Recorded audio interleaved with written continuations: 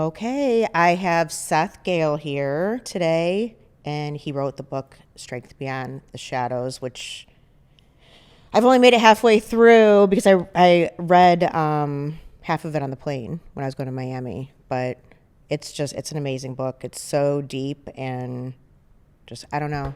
I'm like obsessed with you already after I watched Soft White Underbelly. He did an interview on there and you told your whole story, which was absolutely heartbreaking, but so just, it just makes you more amazing. Like that you were able to get out there and talk about it.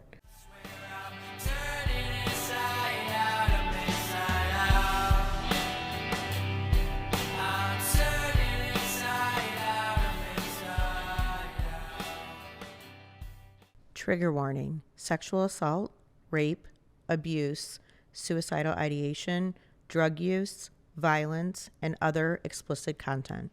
So today, why don't we start with you kind of giving everybody a brief. If they haven't seen Soft White Underbelly yet, they can go and watch, go real deep into your story. But if you can give everybody a brief of it to start with, would be awesome. Yeah, so my name is Seth Gehle. I'm now a published author, but motivational speaker as well. I just published my memoir, Strength Beyond the Shadows, and that really details my childhood pretty well. And then I've also been on Soft White Underbelly, and that also it's about a 90-minute interview, and that covers everything in pretty raw and explicit detail. So we can get into that as much of that as you want to, but I guess as a brief introduction, all that, the book and the speaking all comes from just the absolute hell of a childhood that I had. So I grew up with a single mother of 3 kids. My father spent most of my life in prison. He went to prison when I was about 2 years old for stabbing my mother. They got into a fight. He stabbed her behind the ear, almost killed her. He went to prison. So I never knew him growing up. My earliest memory of meeting him or knowing him was meeting him in prison. I was probably about 7 or 8 years old or so. And that was just kind of like walking in, getting to see him through the plexiglass, talking to him through a phone. That's my earliest memory of my father. And, even before that, as my mother's raising us around 5 years old, we lived in this apartment complex, and she would work all day, come home, be with us at night. And so when we would go home from school, we were kind of left alone, taking care of ourselves. We were 5, 6, 7 years old doing that, which didn't seem like abnormal at the time. Come to find out, it is rather rare. Right. But nonetheless, me and my sisters, we took care of ourselves.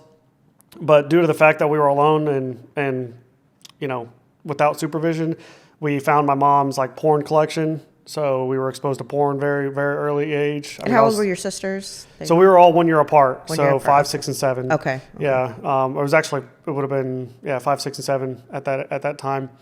And so I was 5, 6 years old, being exposed to porn, watching full on VHS, full thing, right? We took it out in the neighborhood. We're showing all the kids because we thought it was funny. And then I ended up trying to have sex with a girl at 5, 6 years old. Yeah, a girl that was my age. We were in a closet trying to figure this thing out, just kind of replicating what I had seen.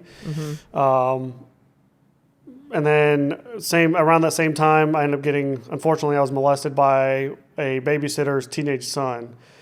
So the only frame of reference I have as far as his age and time goes is that I just remember he looked like a grown man and I looked like a little boy, right? So he was probably 14, 15, 16 years old, and I was 5. Okay. And it was very mild as far as sexual abuse or molestation goes. He was kind of touching me, making me touch him, exposing things like that. And this happened at their house or your house? It was at their house, yeah. Okay. Yeah, he would take me up in his bunk bed at the top. I remember just being in his top bunk with him. And I reported that. I told my grandparents about it. My grandparents approached their family about it, and there was this kind of big fight. I don't remember all the fighting and everything, or the discussion about that. I found that out later in life, but it was all denied. It was kind of which is common in these situations where they say, my kids wouldn't do that. And so it was all denied and thrown away. And In fact, we would still go back to that house and be babysat by them. I don't remember the molestation continuing after I had said something, but we were still sent back to that house. And so throughout my And you childhood, were sent back there by your mom, yeah, right? Okay. yeah, yeah. And we would live with those people for a week or two at a time, Right. On occasion. So, then throughout my childhood, 7, 8, 9, 10 years old, my mother became more abusive. She became more physically abusive, verbally, emotionally, all the things. She became addicted to crack and cocaine. We lived, in a pretty tough house, I guess, where she was closing and striking my sisters and I, grabbing us by our face, slamming heads against the walls. Talk about that just a little bit. Like, Yeah. let's talk about, back where you can remember, like, what was the house like? What was going on in there that would be abnormal to, where everybody thinks, oh, there's a happy, normal life, whatever. What was completely abnormal in your household? Well, my mother was very young and immature, so she would always talk very negatively about my father, who was not in the picture, but she would always kind of talk very negatively about him. So the only impression I had about him was that he was this guy, this piece of shit who didn't pay child support, was in prison, all Right. the bad things that women say about their children's fathers to their children, which is very toxic to a child. In fact, as a young man, it probably had some sort of impact on my self-esteem and confidence, knowing that my father was this bad person, right? In addition to that, there was we would come home and see holes in the walls sometimes, or broken glass or dishes, and my mom would be bragging and laughing and joking about the fact that she had gotten into a fight with her boyfriend, and that he threw a punch at her, but he missed her, and she threw a glass at him, and this and that, and it was she would brag to us about this violence and these situations that she was in at home to her kids, right? Which is it's Right. not good for your kids. How did you feel as the only boy? Were you did you start to at a young age feel like I'm the protector? I have to protect all the women in my family, or did that really not hit you because it was just so dysfunctional so early on? Yeah, that's a good question. I don't think I had any kind of I'm the man of the house kind of thing. Right. I don't think I ever felt like that. Yeah, I didn't feel a need. I didn't feel a need to try and protect my mom until I was probably older. Okay. I was maybe 10, 11 years old when I started feeling like I wanted to protect my mom. Still, that's so young. It is, and what sucks about that is that I was trying to protect her from the guy that got her addicted to crack and cocaine, and she was so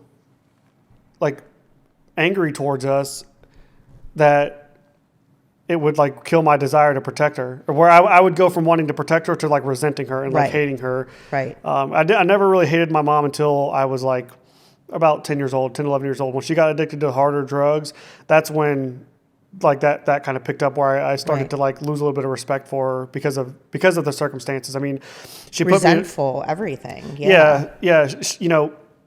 No matter what your parents do to you, you have this unconditional love for them, especially as a child. Children are very trusting in nature. And so as a child, you just depend on this person, you love them and you trust them. And that's how they get away with these things, right? That's how they do these things, Right. punish their children and neglect them and abuse them without any consequence. But when I was 10 years old, we moved into this house and she put me in a bedroom that had a hole in the ceiling. It was probably 3 or 4 feet wide, 3 or 4 feet deep. I mean, literally the entire corner of my ceiling was missing. And so I slept in that room on a thin mattress, thin blanket, middle of winter in Ohio. And, you could see the attic structure above. There was nothing protecting my room from the elements. So, I mean, it was freezing cold in there. And that was when I really started to start to question my mom. Why is this happening? Why are you doing this to us? And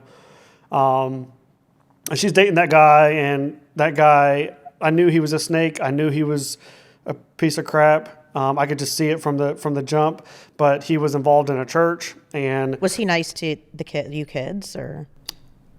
that you can remember? I know trauma takes away a lot of our memory and we get bits and pieces, but do you remember him trying to be a father figure at all, or From the outside in, people would probably assume he was nice, but he was very deceptive. He was very manipulative. And so I saw right through it. I could see right through it. I can remember being like 10 years old and like knowing that this guy does not have good intentions. Wow. I think that, I talk about in my book, I say I call him like he had a crooked smile. Like he would smile in your face, but you could just tell there was something about this guy that was like off, Right. and you couldn't trust him. Like that's how I felt, but he was good. And people like that are good at manipulating people. They'll laugh in your face and they'll freaking stab you behind the back, And so that's what he was doing. And your mom wasn't seeing this at all? Well, or she just really didn't care? I think she was vulnerable, and I think that there's probably a phrase for this, but she was vulnerable, and so she was like she had poor judgment of the situation. And she's probably still deep in addiction. Right? He was the one that was getting her into it. Okay. And before she had met him, she was only smoking weed and drinking a lot, which that was common in our house. Like that, like to your question earlier, like what was happening, a lot that was abnormal that we just felt like it was normal. Well, she drank all the time. Right. I wouldn't call her an alcoholic, but maybe I don't know. But she drank all the time.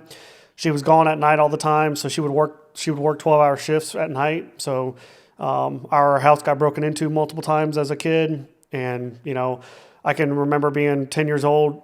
My sister's waking me up, saying that somebody's breaking in, and my mom's at work. And so we go downstairs, and sure enough, there's 3 guys kicking in our back door. And our back door's got like a deadbolt, a 2x4 nailed across the frame. And, you can see them like kicking in the door. It's like inching open, the wood's ripping from the frame. And like they had like 3 kids are home alone. Yeah.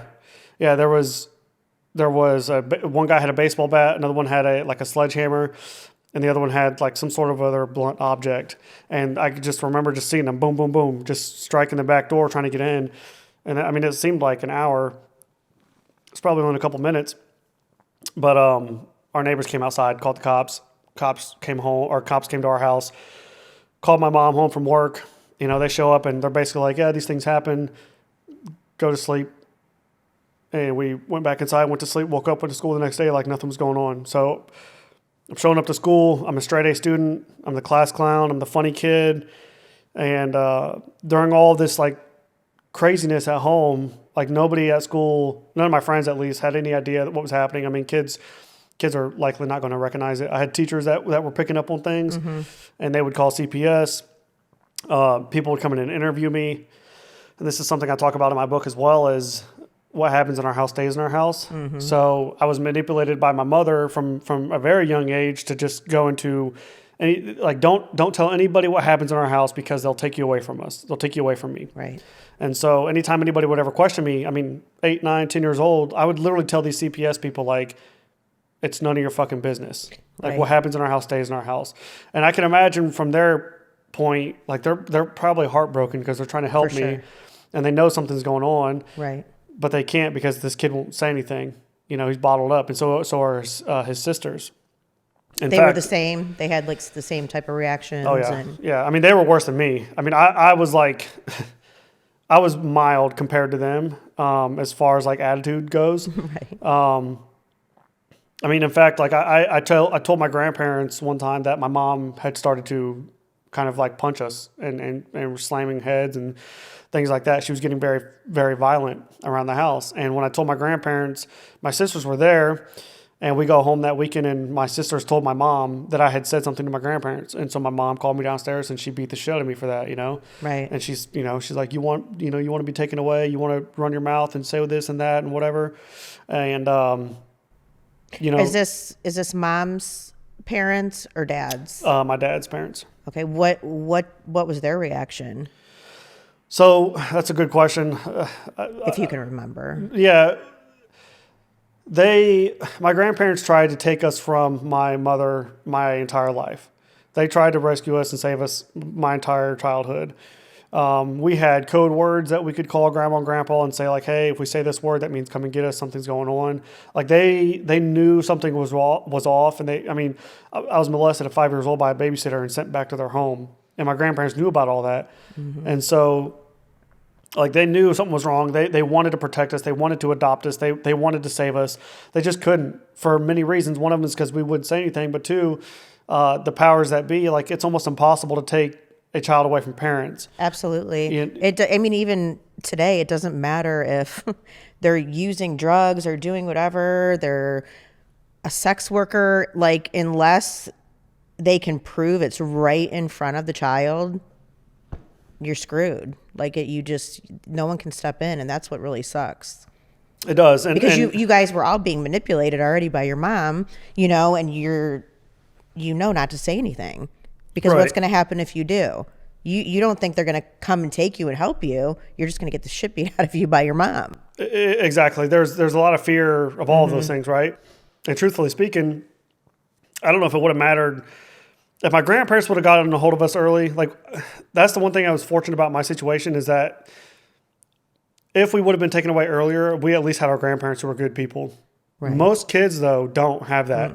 Most kids, they get taken away from their parents, they go to foster care. And I think the statistics are, I think it's about 70% of kids in foster care are sexually abused or trafficked at some point in their life. So, yeah, because it's funny, you have all these organizations that are about child rescue and saving children, and you have all of these after school programs and all these places where kids congregate, right? To protect the kids, right? And those very places are the places that there are predators, Right. So there are people that literally open up foster homes just to traffic and abuse these children, and that is true. Like there's that is and they collect a check. Exactly. I was a foster home, group home kid. Yeah. So I can attest to the fact that some of the other things that happen to me outside of foster homes, I'll take those things all day long compared to what happened to me in foster homes because it's horrific. Terrific. And most of them just wanted to collect a check. They get their check every month. Exactly. And they just take in whoever. They make sure that they throw dinner on the table, whether it's just macaroni and cheese, whatever it might be, and collect their check. They could give two shits about the kid. Right. And kids are,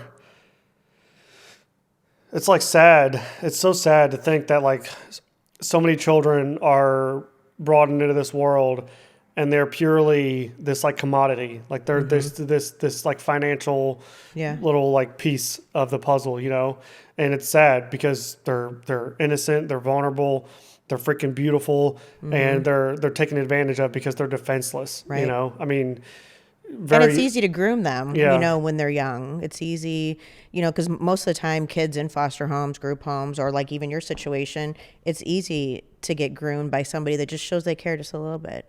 Because no one has. Yeah. So it just starts from there and it's a snowball. Yeah. Yeah. So my grandparents, they were trying to help us my whole life. They just couldn't due to all the circumstances. Yeah. So like I said, I don't know, like for most kids, it doesn't matter if somebody comes in to get them out of the parents' house or not, because they're just going to go to another place that's going to take advantage of them. Right. My situation is a little bit different. I would have gotten to my grandparents who would have taken care of me at an earlier age. But during all this time too, when a kid is growing up in a broken home, they get into shit outside of the house. Usually they get into gangs and I was kind of getting into that too. Not necessarily gangs, but getting into fights, just doing dumb shit. I was breaking into houses, cars, doing. Tell us about that. So like, how old were you, when that started? Like, what were you've already been through trauma. You've seen stuff, going on with your mom. Nobody's helping you. You feel like there's nobody you can trust. So at this point now, you're, because like negative attention is better than no attention at all. So now you're like, shit, I'll just go do this. Like, what were you thinking during that time when you're like, oh, I was getting in fights? How did that make you feel? Did it make you feel like you had power over them, or just explain that? Yeah. So a lot of it, the way I felt as a child is very probably similar to how I felt as an adult. After dealing with afterwards, after all the traumatic events or whatever. And really the easiest way to explain it is like misery loves company. Sure. And so like you want to see the world burn, Or So maybe you're probably angry. yeah, Right? and like you want people to do you want people to like know what it's like to feel a little bit of pain, right? And so some people will appreciate the downfall, like they love to see people fail and hurt and suffer, and some people like want to cause it, and then there's probably people in the middle as well, who are a part of it and want to see it as well. So as a young man, I would break into cars, steal things, break into people's houses, and just like go through and trash the house, break things, steal things, whatever. I mean, 7, 8 years old, I would do that. Wow. And as I got older, probably 9, 10 years old, Was somebody influencing you, or were you the influencer?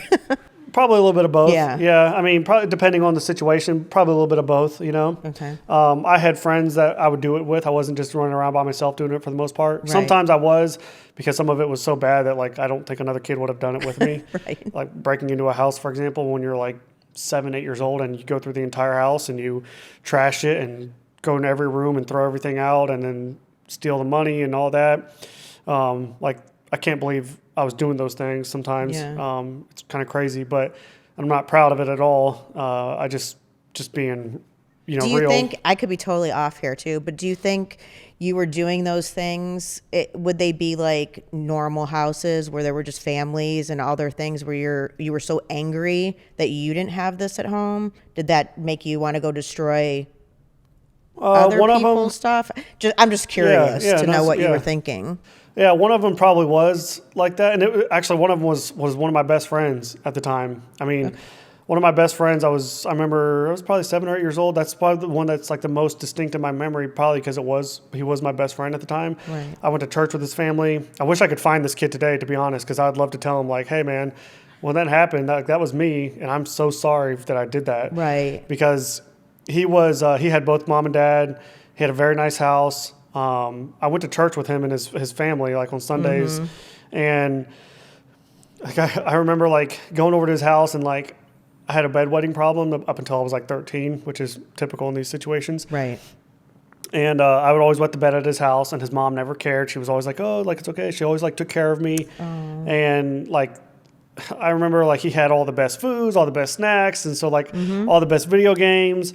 And I remember, I went over to his house one day and nobody was home. I was like knocking, trying to ring the doorbell, seeing if somebody was home, and nobody was home. And so I went around back and I just opened up the door and I got inside of his house, and I'm like, hey, is anybody here? And once I realized nobody was there, something like took over my body. Right. And I was just like, let's wreck this place. Yeah. And so I did. I went through his whole house, threw everything out, went upstairs in his parents' room, like emptied their dressers and like threw everything, went into his room, stole some things. And as I was leaving, there were like 3 glass jars sitting next to the back door that his mom always gave us candy on the way out. And I like knocked all 3 of them down, like broke these like giant glass like candy jars. I did all these like horrible things in his house, and it felt good, because I was kind of like, yeah, like now you know how it feels. Now your life isn't so perfect. Exactly. Yeah. Yeah. And so, and there is like a jacked up part of your brain that you kind of get off to that, right? Where you're kind of like, 100%. Oh yeah. Like when you can control somebody's emotions, right. It feels good. Because you had no control over anything. Right. So right. That was like a win for you. It was. Yeah. And I went home, came back a couple hours later, and like the cops were there, and like I walked up and I was like, wow, like what happened, It's like really jacked up to think about. Kind of ballsy. It's crazy. Yeah, that you were able to do that at that age. Yeah. I remember, did you have like the butterflies where you're like, oh shit, they're going to catch me? Or no. just flat? Nothing. Yeah. I mean, it's like a wolf hiding in it's like a wolf hiding in sheep's clothing, you know? Why would I return if I just did that? Right. So I knew that if I came back and I was like, yeah, like, wow, what happened? Right. And I'm like looking at them in their eyes, while I know exactly what happened, Right. And I was never caught. Nobody ever found anything out. But that's part of the reason why I'd love to go back and find that kid. And I mean, he's my age now, but just tell him like, dude, I'm sorry that happened. But so that was a lot of the things that I was doing, right? I mean, right. And I broke into other people's houses. Sometimes it was random. Most of the time it was people that I knew. And I don't know. I don't know. I wanted to like. I think maybe because I knew them, I would know how they felt, right? Right. So I and would you know, were so resentful already because of the way you had to live. well, and but the thing is the people that you know, like when you hurt somebody that you know, like you're going to see them again. Right. So like I'm going to get to see you and see how you experience that and Right. see how you feel about it. If it's like this random person walking down the street, I'm never going to see them again. Right. And so you don't get that same response to hurting somebody. Like, right? what were the consequences of that? Yeah. Yeah. So that was part of the reason probably that I was attacking people that I knew and hurting people that I knew. And yeah, there's a lot to probably discuss there. But So, like, do you think like, say when you went home at night, you were in this house where you had a big hole in your ceiling, it's freezing, like all the things, if that was the time of year, freezing or super hot, whatever it might be. Yeah. Do you have any memory of like thinking about those things and what you did, like to their homes, or do you have memory or no? Or you were like, I got to get this person next. Were you planning or okay? It was all very just like random, spur of the moment. Yeah. Like anger. It's anger. Yeah. Like we would go out at night because when I was at that age, when I was like 9, 10 years old, my mom, she would, I mean, I don't know where she was, but she wouldn't be home. And so my friends and I, we would go out until 2 or 3 in the morning, 4 o'clock in the morning. Like we'd be out all night long just looking for shit to get into. We just walking around the streets. And I mean, it's a miracle I was never like snatched up, truthfully. Right. But a lot of the things we would do is we would sit by the railroad tracks and like when cars would have to slow down to cross the tracks, and we would jump out and throw rocks at them. I mean, we were doing some really stupid shit, you know, just all the time. But a lot of that was just spur of the moment. Like we'd just be walking around the town, walking around the city, and we would see something and be like, oh, let's go see what's in that car, you know, or you kind of go just doing whatever the hell you wanted. Yeah. When you wanted. Yep, yeah. So a lot of it was like very spur of the moment, and, you know, ran from the cops many, many times. They never caught us somehow. You never were caught. Never. Yeah. So what do you think made you stop? Like what did you like, ding ding, like, so I can't do this shit? So while all that was happening, right, that was usually like a weekday thing, because when I was 10 years old, I ended up meeting the guy. So I ended up having a friend who was older than me who took me under his kind of wing to try to protect me and all those things from my mom. For the sake of the story, I'll say his name's Jacob. Jacob was about 15. I was 10. And I started hanging out with Jacob a lot more. And how do you know Jacob? He was a kid down the street. Okay. Yeah, basically. And Jacob knew that my life at home was jacked up, and so he kind of took me under his wing to like feed me and let me hang out with him. He was a safe place to be. A good person in my life. Let's go like back at home though. You probably never had friends come over and have like a play date or come over and hang out because of everything that was going on, right? I usually went to other people's houses, but I did, you know. Yeah, I was usually at other people's houses. Sometimes other kids would spend the night with me, but like most of the time, I would go to other kids' houses. And my mom, like, she didn't want anybody in the house anyways. Like, I don't know. I mean, and it was different back then. Like, it's not like today where you have like play dates per se. Right. Like back in the day, you know, like your parents locked the doors and told you to go outside. Right. You know, like it's like don't come inside until the sun comes, until the street lights come on. Right. So it was a little bit different back then as well. But yeah, I was mostly at other kids' houses for many reasons. One of them being that we didn't have food. So like if somebody spent the night with us, we were going to have to feed them. We didn't have food. So I would spend the night elsewhere and eat their food. Right. And like that was a common, and I had a friend who would frequently bring me to his house just to feed me. Like we'd go over there and we'd eat like no shit. We'd eat like 20 eggs, and then his mom would come home and be pissed off that we ate all the eggs, you know. But he was just trying to help me. Like he knew something was wrong, and he knew all the drugs. And and it doesn't take much. You walk into a house, you can kind of see. It's like, okay, yeah, this is not good. Right. So you met Jacob just from everybody hanging out on the street, and basically, yeah. Okay. And Jacob, he was 15. I was 10. And most of my friends were older than me anyway, but they were only usually like 11 or 12 or 13. They weren't usually, you know, halfway through high school or whatever. And so while I was hanging out with Jacob, I had known him for about maybe a month or 2, 3 months. And this guy walks in, and he's a grown man. He was in his 30s, 6'5", 6'6", 380 pounds, big-ass guy. You can tell he's Hispanic, but he looks very white, like he looks very pale. Had like the Dahmer, like Dahmer style aviator glasses on, the big wireframe glasses, long black slick back hair, big dude, but not like sloppy big. He looked like imposing, like he could throw a hard punch basically. And he meets me, introduces himself to me, you know, hey, what's your name? Seth. Do you like football? Yes. Do you like video games? Yes, I love video games. Do you like pizza? Yep, love pizza. He's like, well, why don't you come up to my house and hang out with me and Jacob? And, you know. So Jacob already knows him. Yeah, Jacob had known him for several years at this point. And if you can't tell where the story's going, you know, we'll get into this. But long story short, I end up going to his house. And from that point forward, he basically begins to molest me, sexually abuse me for the foreseeable future every single weekend. So I was saying all that to circle back to, like, during the week, my friends and I would go out and get in trouble at night, right? And then on the weekends, I was going out to hang out with this guy. So at first, the first like few months, it was like a safe place to go because nothing was happening. It was just video games and pizza and pop and all the shit. And It was fun. It was great. And he was actually a very good mentor to me. He would help me through a lot of my problems at home.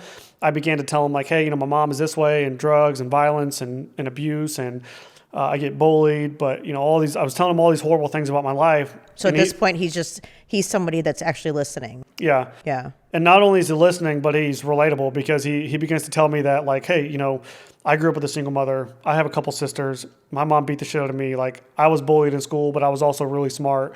So we're just so alike, and we would have just very good conversation and talk about all these deep topics and all these things. So he was the only person in my life that I trusted, you know, that I knew who understood what my life was like. Right. So I began to have this like very deep trust for him, into which he obviously, you know, like I said a minute ago, manipulates that and abuses that situation to eventually start to molest me and sexually abuse me. Okay, so how did I get out of like all of the running around the streets and fighting and all that? Well, a couple years into that situation, I was coming home from his house one weekend, and it was a Sunday, come home Sunday, and I noticed my sisters were at my neighbor's house, which was like rare. Like they were never there. It was like a weird thing. So I remember like knowing that was weird. So I go over to the neighbor's house, and my sisters are watching a show called Intervention with the lady who lives there. And I'd never seen the show before. For those of you who don't know, it's basically about, you know, somebody has an addicted family member. They set up a surprise intervention. They show up and they try to get them off the drugs, right? At the end of every episode, they put their contact info out there. And so my sisters and I are looking at each other and we're like, oh shit, like, let's see if we can get mom on the show. And like, we're like, no shit, having this conversation. Because, you know, during this part of my life, I mean, this was like the height of like, you want to talk about like trauma and just absolute freaking hell. Like Monday through Friday was coming home, 5, 10, 15 people a day were coming in my house using drugs. I can remember during that time. With your mom. Yeah. They'd go in the bathroom. They'd go back in the back of the house and go to the bathroom, and they'd be back there for hours, like 6, 7, 8 hours a day, just getting high.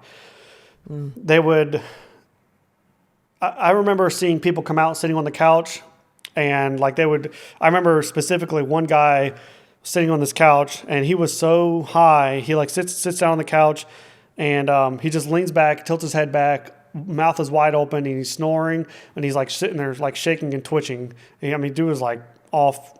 I don't know where the hell he was at. You know, he was gone. Yeah. And my sisters and I are like looking at this guy like, holy shit. Like, we're like, what the hell's going on, you know? And in fact, we ended up messing with the guy. I think I wrote about this in the book. We ended up like, it's kind of funny. We were taking all the things out of the kitchen and like putting it in his mouth, like ketchup and mustard and like flour. And we're like covering his fucking face with like all this shit. The guy was so out of his mind. That we were doing all this and he wasn't responding to any of it. He eventually wakes up and like got really pissed off at us, but thankfully nothing happened. But like that was a very common occurrence. I mean, multiple times a week we would see people passed out in our house just because they were so high. I mean, I had an aunt at the time who was pregnant, whose son now is like one of those kids on Facebook who posts pictures of all of his drugs and guns that he has. You know, so that kid, it's so crazy to see that kid now. because I remember when he was born. I remember my pregnant aunt sitting on my couch, and she was high. She was using during. Oh yeah. Oh God. Yeah, her and her husband were sitting there on my couch, and they're both just fried out of their minds through crack or coke, one of the two. Probably crack, I assume, based on how they were acting. Just it was just crazy to see. So Monday through Friday was that, right? And then my mom as well, just being very abusive. But then Saturday night, I was getting abused by the his name was Mondo, was what we called him. Mm-hmm. So Friday night, Saturday night, I would go to Mondo's house, and he would sexually abuse me. And so that weekend I came home, like this was like peak absolute hell of life.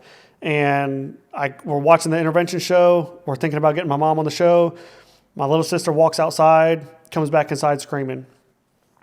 And we're like, hey, what's going on? Like, so we walk outside, me and my older sister, and there's a fire in our front yard. There's like a big ass fire in the front yard. Look to the front door, and my mom's boyfriend comes out of the house. He's got like a white tank top on, wife beater, and he's got blood all over his torso. And my mom had just gotten into a fight and stabbed him in the bathroom, presumably over drugs or something, right? Yeah. So he's standing on the front porch bleeding. My mom comes outside. Cops show up out of nowhere, grab my mom, throw her in the back of the car. I'm out in the middle of the street looking at my mom in the back of this police car, and I'm just crying and I'm like hysterical. Like I can't even like. You're how old right now? I was 12 years old. And she is like in the car telling me that it's going to be okay, that she's going to come back and like everything's fine, this and that. And I just wanted my mom, you know. That's like one of the worst moments of my life. Mm-hmm. I was like wanting her, and it was hot as hell that day. I remember it was a hot summer day, and like I just felt freezing cold. Like I felt like I was dying. It just like that's how I imagine death probably feels like. I felt like all of the energy was being pulled out of my body, like I'm like sinking into the ground. And the police officer ends up taking her away, and we go into the house, and very long and like confusing story here, but suddenly there was like my aunt and uncle were there. My dad shows up out of nowhere. Like I hadn't seen my dad. Oh. Yeah, I hadn't seen my dad in like several months, you know, because we would see him occasionally. Right. But like we'd see him like once or twice a year, if that. And so like my dad was like there. I don't even know how he was contacted. Like all these people showed up out of nowhere because it seemed like everything was going by like quickly. It may have been hours, but it seemed like it was like a few minutes. Sure. And you know, the police officer is basically like, what are we going to do with the kids? You know, somebody's got to take the kids. And me and my sisters initially, we go to my dad's house. He lives like 45 minutes away. I was there for like a month or two, and I kept getting in trouble in school. Go figure, because I was this kid who was going through a lot of shit at the time. Right. And all the teachers that were in that community or in that place, Salina, Ohio, they were just attacking me and just fucking like punishing me for all of this shit, and nobody was asking me what was wrong. Right. Teachers were just coming at me and attacking me for being this bad kid and being from the city. And you know, Salina is a prominently white town, like 99% probably white people.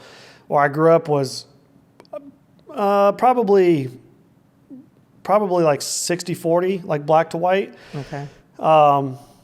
Or maybe even higher than that. I'm not really sure.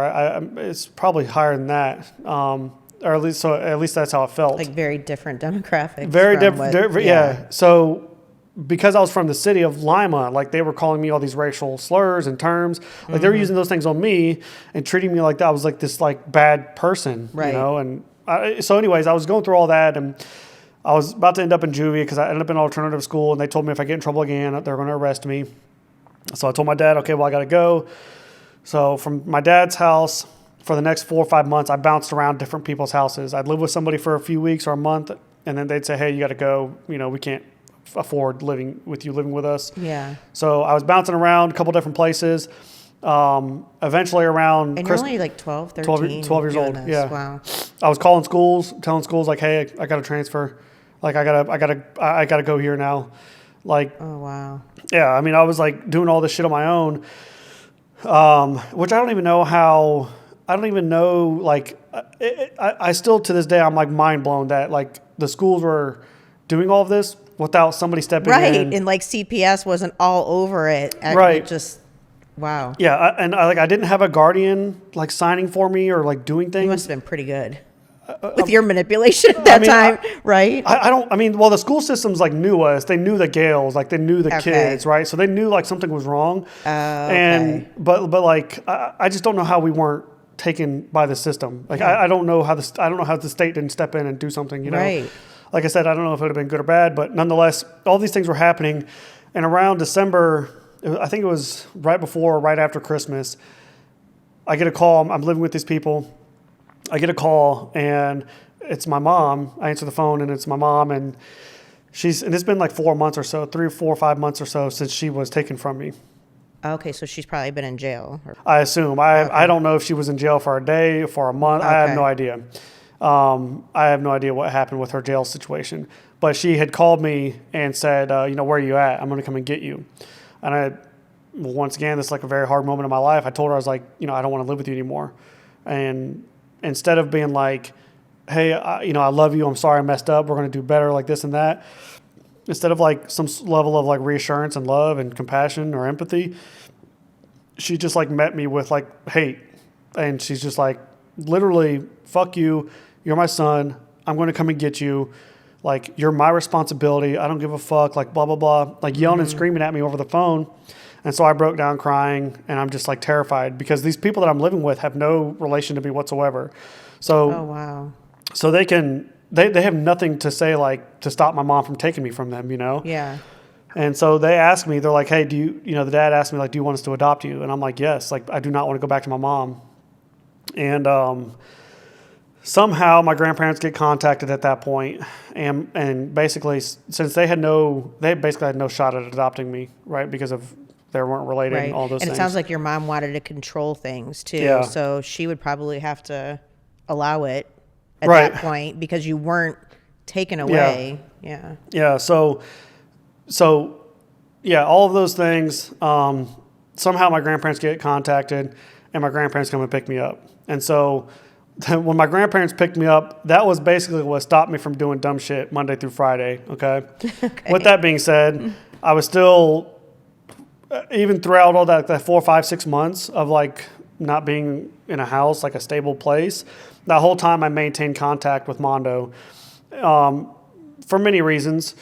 He was my only reprieve from like hell. Like, he was the only place of like some level of sanity or stability or comfort.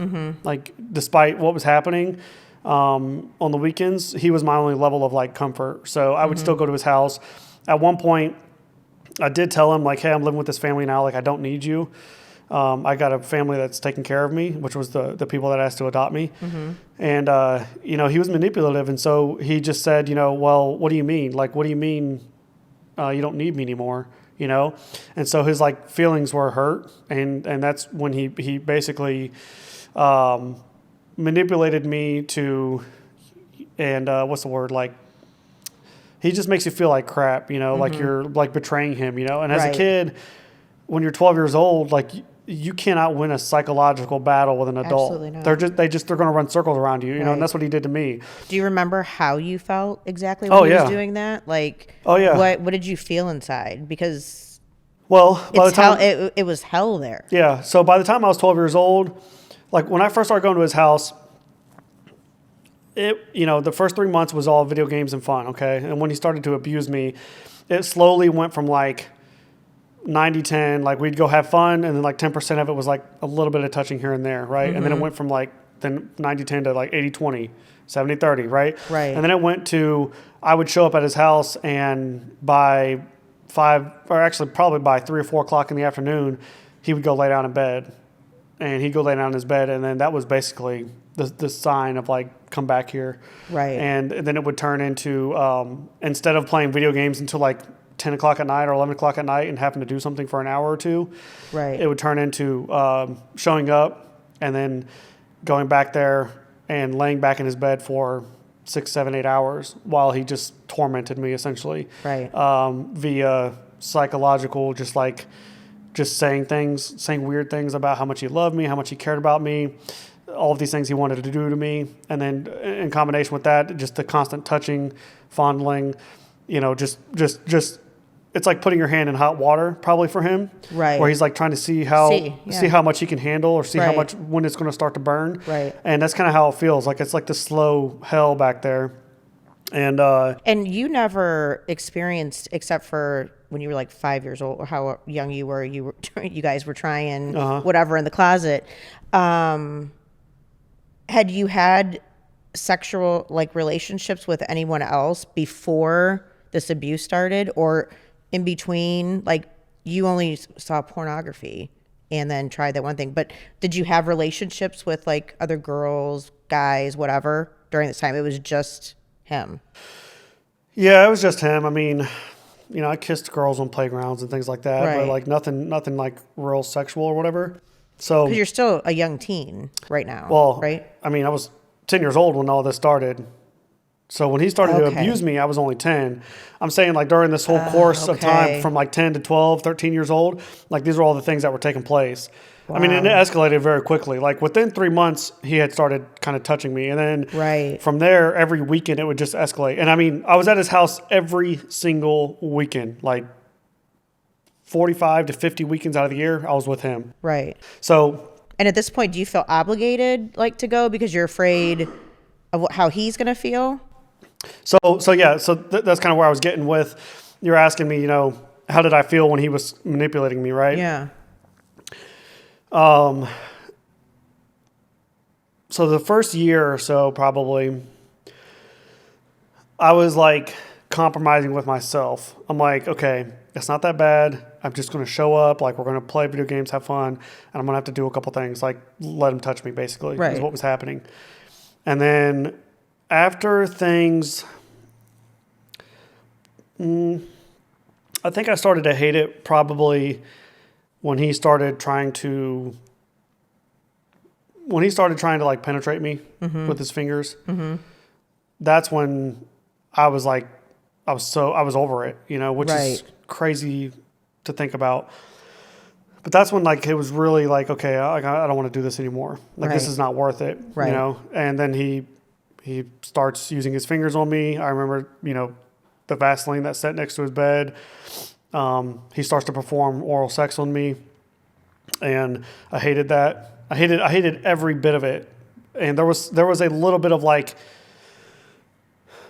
obligation that you do feel. Well, and this guy's your only safe place. Yeah. He's the only one that you trust and confide in. Yeah. Like, that had to be so confusing. I can't imagine it's what terrifying. was going through your head. And the reason I'm asking these questions and so deep is because you're brave enough to tell your story, but there's so many kids going through this even right now, or they're adults and they've dealt with the same thing. Yeah. And I think it's just important to know that, because well, it's hard. Wow. It's hard to find the words for it. It's hard to find. It's hard to find the emotions and like explain how it feels. It is hard, and I know that. So that's that's the reason why I tell my story the way I tell it, so that so people can find those words through me. But I felt like a level of obligation because he's so manipulative that like he would perform oral sex on me, and then he would talk to me about how much he loved me and how he wishes that I could return the favor. Right? I mean, fucking 11 years old. Right. Right. And, and he would talk about killing himself. He would say, well, if you ever leave, like I'll kill myself, So that's a big one that predators do. You're the most important thing in the world to me, and I love you so much, and I care for you, and this and that. Like his big plan, in fact, was when I turned 18, we wouldn't have to hide anything. He would tell me that, once you're 18, like we don't have to hide this anymore, and like it doesn't have to be a secret, and this and that. And so like when he started talking about that, like it went from being like, okay, I'm just going to get through this shit to I don't want to fucking do this anymore. Like, I do not want this to be my life. You know, there was never I know that for some people, there is some level of like enjoyment, or they seek out the pleasure, or they seek out the attention. For me, it was never like that. I fucking hated every minute of it. Everything that was happening, I hated it. And, And so when he started talking about that, I was just like, oh my God, dude, like, I don't know what the fuck I'm going to do, but I've got to find a way to like get away from this, and when you're doing something repeatedly, you have a habit, right? And then you stop said habit, no matter what it is, people are going to have questions. And when your habit is hanging out with a man who's 30 years old, and then you suddenly stop, like people are going to ask why, like what happened? Why aren't you friends anymore?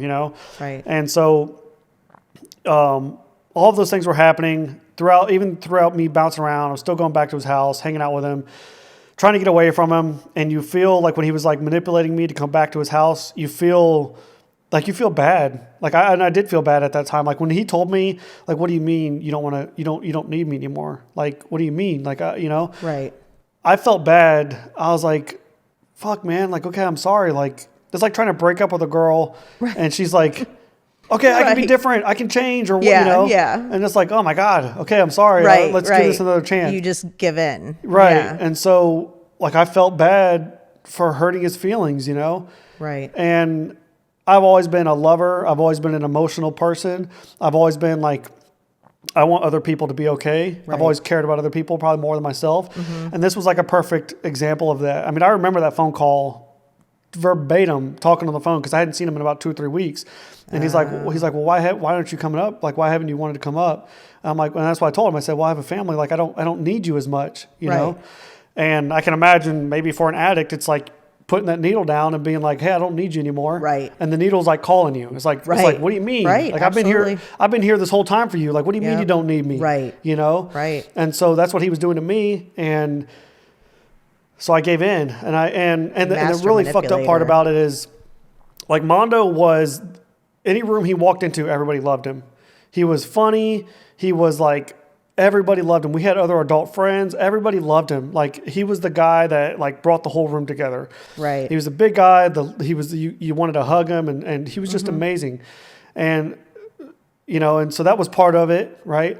He would, so that's how I felt. I was like, I felt bad, right? But then once I was hanging out with him, I felt like I hated my life. Right. But when I wasn't with him and he was like manipulating me, I did feel like bad for him, right? To where I wanted to make him happy, wanted to make sure he was okay. But as soon as I was like laying in his bed with him, I hated it. I hated every minute of it. And, it eventually becomes this thing where you have to like feed the beast, basically. It's kind of how I explain it to people. Did you feel like if you didn't go there, that he would truly kill himself? Like, you're so young. So and you trust him. So are you believing, okay, he'll kill himself if I don't go? Yeah. Well, I mean, I was going to kill myself too. So, Right. Yeah, probably. Like if I didn't have him, I would have killed myself. And so this is an interesting thing about sexual trauma. It's likely the person who, so statistically speaking, roughly 78% of the time, it's somebody within your immediate circle of trust. Okay. So somebody in your house, coach, teacher, somebody at the church, somebody who you know and trust. It's 78% of the time, it's somebody like that. Right. Or 78% of the time, it's somebody in your household. So mom, dad, brother, sister, grandma, grandpa, immediate family member. Over 98% of the time, I think it's in your immediate circle of trust. Okay. So basically somewhere around 80-something%, it's somebody that you know. Okay. And it's somebody Which is horrific just to think about. Yeah. Right. It's somebody that who taught you how to ride a bike, makes your breakfast in the morning, practices your spelling with you, reads you a book. It's somebody who tucks you in bed. It's somebody who loves you, cares about you, throws the football with you in the front yard. Like, sexual trauma most of the time comes from somebody who is very helpful and close and loving to you, right? It comes from your dad who, in front of other people, is loving and caring and supportive, and then behind closed doors is doing something horrific to you, right? Right. Statistically speaking, it's somebody that you know. And so even in my situation, although this guy was outside of my home, he was somebody that all of our adult friends knew. He was somebody that my other family friends knew. Right. He was arguably the best thing that happened to me while also being the worst thing that happened to me. And that's the fucked up thing about sexual trauma. Right. Without him, I wouldn't have made it out of my mom's house. Without him, I don't know what I would have been doing on the weekends. If I was already doing dumb shit during the week, Right. On the weekends when there was really no rain or no limits, I could do whatever I want. It So would've without him, progressed to the worst. Yeah. So without him, I don't know the path that my life would have taken. With that being said, with him, my life has taken a very unfortunate path, right? So I When think did you first feel suicidal? I started feeling suicidal when I was like 10 years old, before I even knew him. Yeah, when my mom became like very violent and very physically abusive, like I started thinking about suicide. Right. And I told Mondo this, and that's when we had the conversations of like, well, I'm suicidal too. Like I want to kill myself too, and I think about it all the time. I mean, I thought about it every single day for probably 15 years. Did you have different plans? Yeah. Things like that? Yeah. Yeah, I thought about drowning, cutting, shooting, jumping. Jumping was like the big one because I didn't have the mechanisms for the others. I mean, I could cut myself, but Right. I was scared of feeling pain. So like I did not want to feel the blade. Like Right. that's what I was terrified of. Right. But I wanted to kill myself bad. And I thought about drowning myself. I didn't want to feel the pain. Like to drown yourself takes like, maybe this sounds twisted, but it takes like some serious commitment. Like Right. that's like, I mean, you gotta, There's a lot to that. right. There's a lot Yeah, to that, right? yeah. It sounds horrible and Yeah. painful and long. And so jumping was like the only solution that I could really like this could actually work, and I potentially won't feel anything. And all I have to do is fall. So I would sit outside my window and look 20 feet below, 25 feet below, look at the pavement and thinking like, okay, if I fall just right, I'll break my neck and I'll die.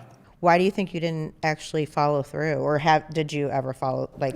No, never attempted. Okay. Mostly because of pain. But there is, Well, thank God you had that fear. I guess so. Yeah. I mean, it was mostly pain. I've also had this like deep, like almost inherent trait maybe, or genetic disposition of some sort of like resiliency, I guess, or some sort of like strength or inner will, or I've always had something in me that like I've always known since I was a very young man, 9-10 years old, that one day like my life will like be okay, and like one day I'm gonna, and not even okay, but like I'm gonna do incredible things. I've like no shit had this feeling. I love that. I mean, I remember the day being 10 years old, walking in my house after school, going up the stairs, looking in my living room, seeing my mom with like 8 or 9, 10 other guys in there, and my older sister smoking weed together. My sister would have been 11 years old, and they're passing a blunt to God. her. I remember that day so vividly because I remember going up in my room and just thinking to myself, like, I will do something incredible with my life. Like one of these days, I'll write a book. One of these days, I'll tell my story. And I know this sounds like probably like stupid or like bullshit, whatever. But like I swear to you, I had these feelings, and I just remember like I knew that I would not be a statistic. I knew that I would not be a product of my environment. I knew that I would do incredible things, and so maybe that's probably what stopped me from committing suicide. Right.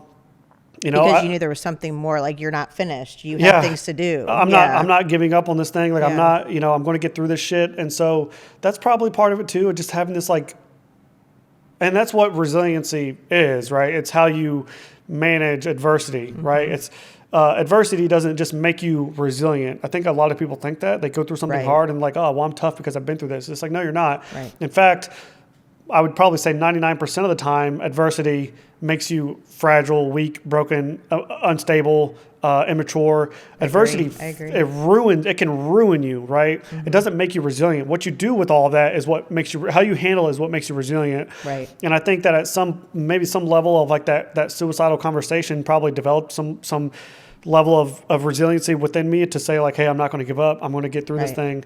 And so that's probably part of it. But I was in such a deep state of like depression and just anger that truthfully the mechanism just wasn't there. I didn't know, like for me to jump from a building, like my thoughts were if I survive, like this is going to suck.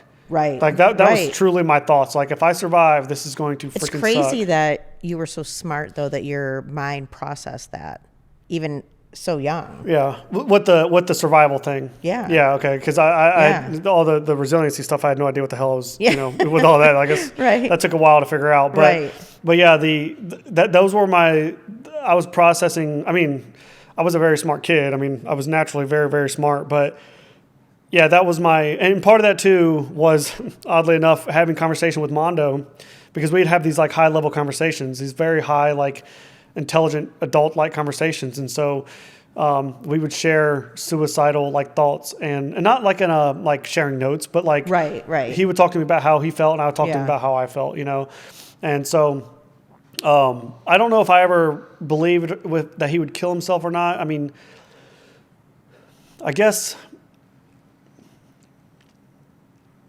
I think I knew what was happening. Like, I think I knew what he was doing. Mm-hmm. I just couldn't stop it from happening.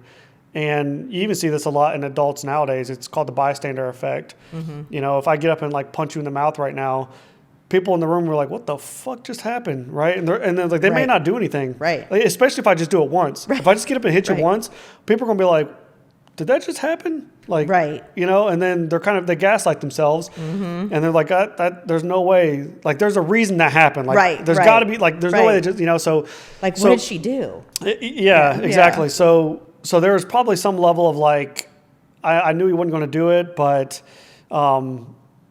you're kind of just stuck in that place, and so you just keep following through, and right. Yeah. So because I mean, even at that age, you can't really process all that, right? The emotional side of it. It's just. Yeah, I mean, that's probably the biggest thing is like you don't have the emotional intelligence or capacity to understand what's happening, right? And to even like. So here's a fucked up thing too, and let me try and. Sorry, you'll have to reel me back in sometimes too, because I'll go all over the place. That's okay. So we had that conversation, about me not wanting to hang out with him, and then he said, what am I going to do, and all these things, right? And then my mom called me. My grandparents came and picked me up. I moved in with my grandparents, and I was really happy. And so now it's you, grandma, and grandpa. So when I got there, my sisters were already there. Okay. And I was like, holy shit! Like I had no idea, Right. So I'm like, oh wow, like. And I'm so excited because I'm like, we finally made it. Like we're at Grandma and Grandpa's house, like big house, finished basement, like freaking pool in the backyard, like 2 nice cars. We're not going to be these poor kids anymore, Like we made it, Yeah. I was so excited. And within like a week or two, my mom, through conversation over the phone with my sisters, basically convinced my sisters that they needed to move back in with her. And my mom was actually living in a house with no utilities. And then my sisters told my grandma, like, we don't want you to adopt us. We want to go back with my mom. Oh, gosh. Yeah. And so my grandma fulfilled their wish and dropped them off. And dropped them off at that house that had no utilities and no, and so. Oh, God, that had to be heartbreaking for them. Oh, yeah. My grandma was torn apart. And I didn't know this until recently, but during that time, I was living with my grandparents, and my sisters had initially moved back in with my mom. My mom was bouncing around different houses, drug dealers' houses, like cleaning their houses for drugs or potentially having sex for drugs. Right. I found out that in the last place I lived with my mom on the weekends, because I was gone every weekend, she would use my room for her friends to do things, for basically have sex for drugs or whatever. Like they could hook up in my room. Yeah. So that's kind of like disgusting to think about. For sure. But, I stayed with my grandparents. I was like, no, like I am not leaving, And my mom actually really never bothered to call me to try and sway me over. I think she knew that I was just not going to budge. Right. But my mom used the mother-daughter bond kind of thing with my sisters and manipulated them to do so. Right. And so now, during this time, did you, being around drugs, access, all that, did you never started using? Never. I've never used. I think I popped some sort of pill when I was 12 when I was at my dad's house. Some kid in the neighborhood gave me some pills, and supposedly it was Oxycontin. I don't even fucking know drugs. So I think it was Oxy. Right. That's what the plan was. He told me it was Oxy. I was like, all right, let's do this. And I mean, at that point I was like, I didn't give a fuck. I was like, when I was with my dad, I was like ready to end it all, Right. What do you think stopped you? Like your sister, 11 years old, she's smoking weed with everybody, doing her thing. Mm-hmm. What do you think that there was anything that you said in your head, like, or was it, I have big things to do. I have big things. I have big plans. I have big goals. I have dreams. It really is. And it's funny, like the DARE program back in the day was so big. Yeah. And I remember going to school and hearing about this and hearing about drugs and cigarettes and all these things. Like I knew they were bad for you. And I was so smart as a kid. Like I was a perfect student, but just aware. Like I was like, no, I'm not messing with this. I'm never going to drink. I'm never going to smoke. I'm never going to do any of this. Right. And I was just headstrong to that. And I had seen what it had done to my family and what it had done to other people. And so like I was like, no, I'm not doing this. I will never mess with it ever. Right. And that speaks, strongly of your intelligence too, though, because you were out there raising hell, like doing all kinds of dumb shit, but that's all emotional and trauma and all those things. But then there's this other part that you're just like, fuck no, I'm not touching drugs. I'm not doing this. And that's just amazing to me. I love that. Because you were angry, so you were doing the other shit. Yeah. But then you still had the smarts to be like, no, I'm not stupid. Right. I'm not doing this to ruin my whole life. Right. Amazing. Right. Amazing. Right. Yeah. I was like refused to touch any of it. And so my sisters go back to live with my mom. I stay with my grandparents, and that's essentially what kept me out from doing dumb shit Monday through Friday. We lived out in the country, and my grandparents, they're good, solid people. And they started the adoption process, and maybe a week or two after living with them, I was still calling Mondo during the week. And then I'm like, hey, I live with my grandparents now. Like, and so I can imagine his head was probably spinning on like, how do I keep doing this? Yeah. And, I tell my grandparents, I'm like, hey, I got this friend I want to hang out with. And they're like, well, who is it? And I'm kind of explaining it to them, and they're like, no, we're not doing this. And so I'm kind of like in my head having a bit of a fight. Did they ask you, like, what is this relationship? Like, what? Yeah. This guy's 30. Right. So in my head, I was kind of like, okay, this is good. Like, maybe this is good. But then also, I kind of wanted to defend the guy because, I don't know, I don't even know why. It's just, you're just all trapped. That trauma, and you just had that bond with him. Yeah, you do. Crazy. You're just trapped, right? And so I defend him, and I say, no, he's not like that. He's not weird. And all my friends know him, and like, my friend Jacob knows him, and my grandparents knew Jacob. And so they're like, okay, well, we got to meet him. And so Mondo shows up at my grandparents' house, and he it's just fucking crazy to me that this dude had the balls to like, let me go talk to these grandparents. Like, so I'll get into some shit here in a second. It's gonna fucking blow your mind. He meets my grandparents, and at this point, he walks in, boom, makes him laugh. He's good. He's good to go. He's back in the saddle. Okay. So for the last almost 3 years that I've known him, it had been about 2.5 years. I was a part of his life, and I was a part of his family gatherings. I would go to his Memorial Day and 4th of July and Christmases and Thanksgivings with his family. This 30-year-old man's walking into a room with his family who's got like husbands, wives, kids, nephews, grandkids, like the whole fucking thing with your family. And the older brother is walking in with a little kid who you're unrelated to, and nobody was saying anything.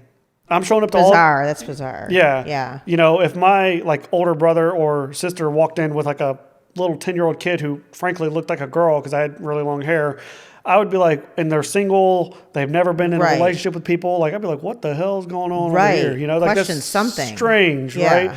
Nobody said anything. And so the last like almost 3 years, that was the situation, right? Well, now it was almost flipped, where instead of me going to his house for everything, he was coming to my house. So now Seth was like this kid with the adult friend, and nobody said anything. Like nobody, even if something wasn't happening, like even if there is not something, like if your kid comes home with a 30-year-old friend, and without the shadow of a doubt, there's nothing that's happening, it's not okay. Right. Like your kids do not need adult friends, right? And right. Unfortunately, nobody put their foot down, right? And so out of fear of pissing me off as a kid, and so sometimes you got to piss your kids off if you're a parent. Yeah, absolutely. And so, my girls, I mean, they're grown now, but they'll tell you I was so overprotective because of this kind of shit. Right. And things that have happened to me. They never spent the night at anybody's house. Right. Probably hated me. I know they do. They probably would talk so much shit about it right now. But they come to my house, spend the night. My house is the hangout place because I don't know whose cousin, brother, dad, whatever is going to be Yeah. at somebody's house. Yeah. So yeah, I get it. That's why I'm a little shocked nobody said anything, but you also said you were so angry and different things then that they were like, oh, he's okay on the weekends and he's this and he's doing something that he likes. So yeah, I guess that's a hard situation. Well, It's easy to judge, outside looking in, but right. And knows? I'm not mad at anybody for not saying anything. I don't hold any resentment for Right. it. It doesn't make a difference if you do or not. So there's no point in being pissed off, right? For sure. So that's part of it. But when these people are very, very good at what they do. Like they are very calculated, strategic, Yes. smart. They're not fucking retarded. Like if you want to, excuse how forward this is going to sound, but if you want to fuck with little kids, you have got to be smart about it. right. Because if you're not, like, people are going to catch you, and then you're going to prison for the rest of your life, more than Right. likely, right? Right. So if you want to do these things to kids, you got to be smart, right? Like, Right. if you want to traffic people, you got to be smart. Yep. Like, it's not like this is not like a robbing a 7-Eleven, right? This Right. is like very calculated, strategic Absolutely. planning. So that's what these kind of people. And Yeah, so they're so they're calculated. Yeah, they are. And they're not only grooming the child, they're grooming everybody in their life. Every Yep. single person they interact with, they are manipulating every single person every minute of the day. Yep. It is exhausting I know it's exhausting for them because I became that person to where I was manipulating every single person in my life. I was manipulating him. I was manipulating my grandparents. I was manipulating my friends, my teachers. Every single person that I encountered, I was manipulating them. I was controlling them with Right. just the things I would say and the way that I would act, right? And so Right. it's exhausting. I know that because I lived that life for almost 30 years. Of Well, just and that was your constantly- survival It mode. is, exactly. That's what you learned. That's what you know. That's Yeah, Nothing but it survival. becomes second nature Yeah. survival. And Right. so people, even in my adulthood, I subconsciously and consciously at the same time was very manipulative and deceitful and like can navigate situations, and Absolutely. so because of all of this, right? Right. So it's a innate thing that happens to you. And it's like a bad habit that you got to break. That For sure. when you're talking to people, you have to make sure I'm not being manipulative here. I'm Right. make sure, wait a minute, am I being, so anyways, But the fact that you recognize it now Yeah. is huge. it takes You know, time. yeah, You yeah. have to really you have to really understand these things. And so Right. when he so he starts hanging out with me, and my Coming to 13th grandma and grandpa's house, Yeah. hanging out. yeah, and my 13th birthday came around. He shows up, and they did a surprise birthday party for me. And around that time, I was up at his house one weekend, and unfortunately, that was the first time that he ends up raping me. So from the time to 10 to 13, everything had happened sexually. Everything that you can imagine Right. happens. And then 13 years old, he finally rapes me. And he had attempted multiple times prior. I just resisted it. And I talked about earlier, like feeding the beast. This is kind of like the best way to explain it is when you're in those situations, like it's like getting high almost. I can imagine it's like getting high. Like if you see the drug in front of you, like you can feel it on your heart. Like you can feel it in your mind, and you can feel it in your arm, and you're just like, oh my God, I know. Like it is so painful to resist it because as soon as you touch it, it feels good. It's over with. You're done. Right, You don't have to. right. You don't have to deal with the temptation of it sitting there right now anymore. Right? It's gone. Right? So this is part of resiliency building is the ability to resist temptation. Okay, so to tempt is to become stronger, or to test, or the definition of tempt is to create, like build, become stronger. So like when you think about tempting metal, you're bending it, you're making a sword, a shield, whatever it is. So the ability to resist temptation, whether it's like drugs, alcohol, sex, whatever it is, like the ability to resist those things is what builds character and resiliency and all those things, right? So I say all that to say that I had resisted his desire and all those things to rape me for so long. Right. I talk about it in my Salted Underbelly interview, but when he performed oral sex with me, maybe for the first time, I had an orgasm, and I was 11, 12 years old. And so I think a lot of people, when they think about like your first time you had sex, like, was it like this magical moment with this person that you cared about? Right. Was it really cool and hot and sexy? Or was it like this like real like cool moment? And I think a lot of people have those. And unfortunately for me, it's like this twisted thing, right? For sure. And in fact, I would go to school, you know, and you're riding the bus, and you're 12, 13, 14 years old, 15 years old, and your friends are talking about this girl that they're talking to, or I hung out with so-and-so this weekend and I kissed her or touched her, this and that. Right. Look at this picture, like, you know, whatever. And I'm like, damn, man, like, I'm just like, I just have these horrible secrets that I'm hiding from everybody. Right. And Did that make you not want to be intimate with anyone, really? As a, you know, when you're 13, 14, 15? I couldn't be, because I didn't have the opportunities. I just, Okay. the weekends I was gone. Right. So I was gone. Right. I wanted to, but I couldn't, because I was gone. Right. I was at his house every weekend. So that's kind of what stopped it. But Okay. when that night, you know, where he performs oral sex on me, when he was done, you know, he was so proud of himself, and he looks up at me and he says to me, you know, before I die, I'm going to fuck you. That's what he told me. I was 11 or 12 years old. Oh, God. And he was so proud of that, you know. And that was like haunting to me when he said that. And so I had resisted that for so long. All these times he had attempted it, because, you know, he did use his fingers on me. And, you know, a really sick and twisted part of it is, like, when he first started trying to do that, he had long fingernails. And so I told him it hurt. And so he's like, well, what do you mean? I said, your nails, they hurt. And I came back the next weekend and his nails were gone. And so, like, these guys are trying to do things to make this child comfortable so that they can like quite literally rape them, you know, Right, which is right. just absurd to think about.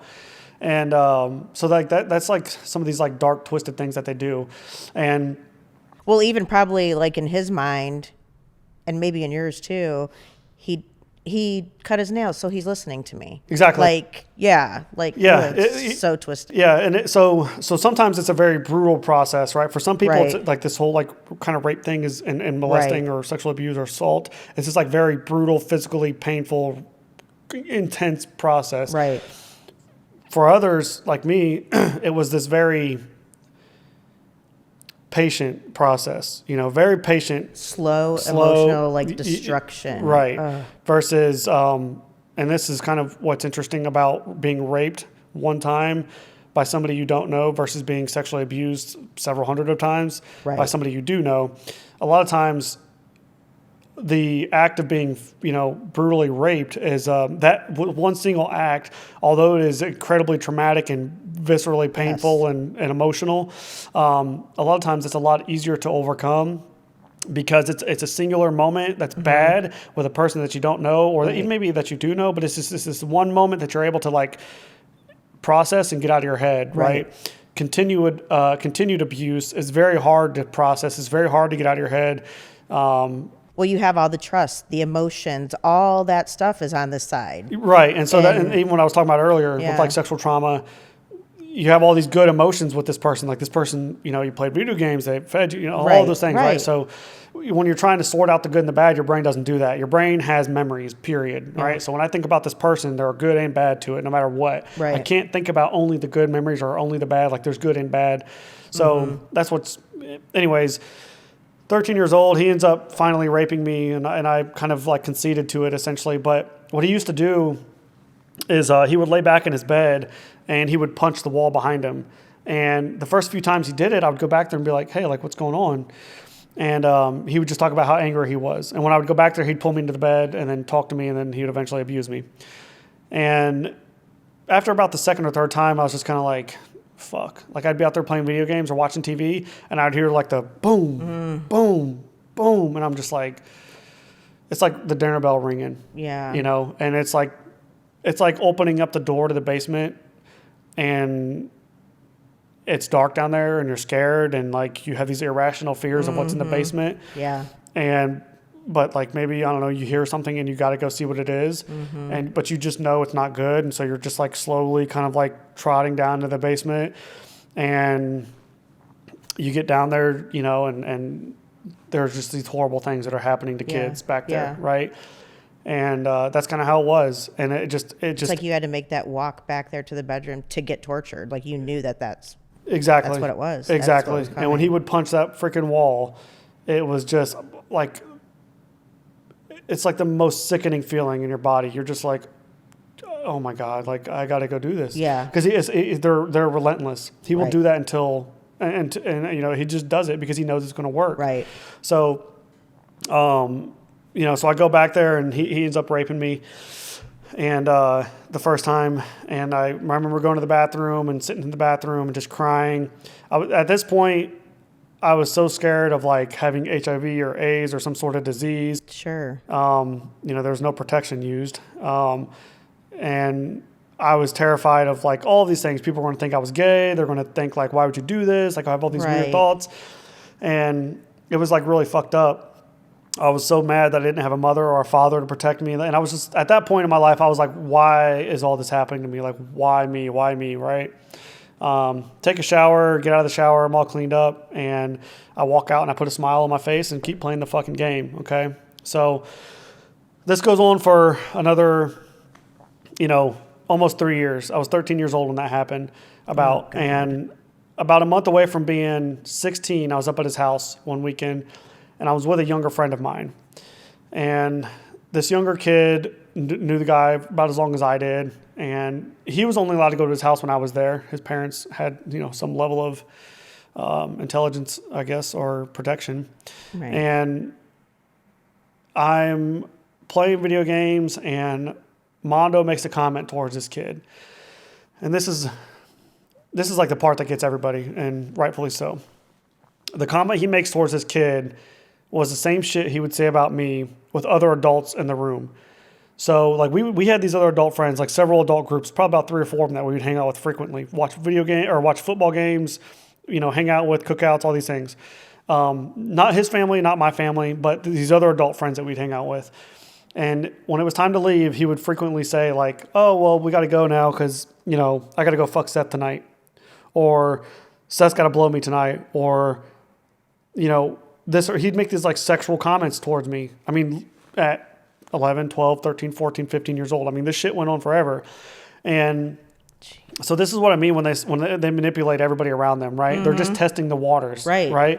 If I make a comment about you right now, maybe it's a little mild, but nobody says anything. It's like, okay, well, let's see if I can make this up a little bit. Let's step this. Yeah. Okay. Well, why don't we go in the bathroom real quick? Can you like whatever? Right. You know. Right. And so if somebody like lets it happen, even though they're like, what the fuck, you know, they're letting it happen. And so at some point, you almost feel defenseless. Like I can't step in now because I've already let it happen. Right. You know. So I can imagine maybe that's how the adults felt. I don't know. It's called this is like the bystander effect, right? Mm-hmm. And so this is when you see something that's so unbelievable and it's like, there's no way that's happening in front of me, you know? And so that is what was happening to me. And I'm like in this room. And then when it's happening, it's like, well, I can't say anything now because I cannot report him because nobody's going to believe me. Like they would have said something if they knew something was wrong, right? And so he makes a comment towards my friend and he says, you know, if you're having a bad day, I can take you back in the bed and blow you. And we laugh it off, but I laughed to play, but I knew. I'm like, fuck this. I'm like, I know what he's doing. I know what he's doing. And it really lit me on fire inside. And my friend goes back in the bed with him. That was the first time I had ever seen anybody else go back in that bed with him while I was there. And like the audacity this guy has, right? Like this is like literally from like, we're talking like 15 feet away. Not even behind a wall, but just a curtain hanging around his bed. And I remember so many times being back there with him while other kids or other friends, or he even had an adult friend that lived with him at that time for like a year or two. I mean, literally 15 feet away from his adult friend out in the other room, he would be back there abusing me, right? I mean, just the fact too that he was grooming you so much and, you know, all those years and telling you, oh, you know, I love you and this and that. But then right in front of you, he's... Yeah, starts to do it to another kid. Wow. And so he takes that kid back there. And oddly enough, I messaged my friend Jacob on the video game. And I said, hey, man, I need to talk to you tomorrow. Or it would have been Sunday. This was a Friday night. So I can't remember how long my other friend was back there, but he comes out. It wasn't very long. I don't think anything happened to him. And Jacob responds on the game. He says, okay. He's like, I'll be there Sunday. That's all he says, thankfully. And Mondo comes out. The whole mood kind of shifted around that weekend. The following night, Saturday night, he ends up raping me again, unfortunately, and a bunch of other things. I knew that I could not take a shower. I knew that I wanted to keep everything, like, I knew I didn't want to be clean. And so Sunday comes around, Mondo takes us home. He drops me off first. Jacob shows up at my house a couple hours later, and we're like walking and talking with my grandparents around the house. We had a pond out back, and we're joking and laughing, and everybody's having a good time. So you're knowing at this point that enough's enough. Oh, yeah. Okay. Oh, yeah. I'm like, fuck this guy. I'm fucking getting this guy. Like, I didn't give a shit. Like, there was nothing that was going to stop me from this point. Like, I was fully committed. Right. When Jacob had committed to come into my house and he showed up, I was like, all right, we're doing this, you know? Right. And this was like terrifying. This was so, like, I don't even know how to explain the feelings that were going through my body. But we go into my house, and then we go to my room, and I'm pacing back and forth in my bedroom, and I'm kind of telling Jacob, I'm like, and Jacob's like 21, 22 at this time. He's in college, and I'm pacing back and forth, and I'm just like, hey, man, like, there's something I've been wanting to tell you for a long time. I don't know how to say this and this and that, and I'm like pacing, cannot say the words, I cannot get the words to come out of my body. And Jacob breaks the silence, and he's like, Mondo touched you, didn't he? And I fall apart. I just fall to the floor, screaming, crying, punching the floor. I'm crying so hard. And I was so broken and so terrified and scared, because you're scared of rejection and denial. Right. And part of reporting, you're not, when you don't report somebody for something like this, you're not only protecting them, because that's part of you. You want to protect them for so long, right? Right. You don't want to hurt them, especially if it's a family member. But you're also protecting yourself. Because if you report, like, you have to go and tell the world, right, whether it's one person or 100 people, like, what you did. And whether it's your fault or not, which it's never your fault, right? But you were, for lack of a better word, complicit. You were allowing it to happen. You did not stop it. And you kept going. You kept going. You kept going back. And so even when somebody is raped against their will, and it's like, well, why didn't you stop it? Right. Well, I think it's a good question.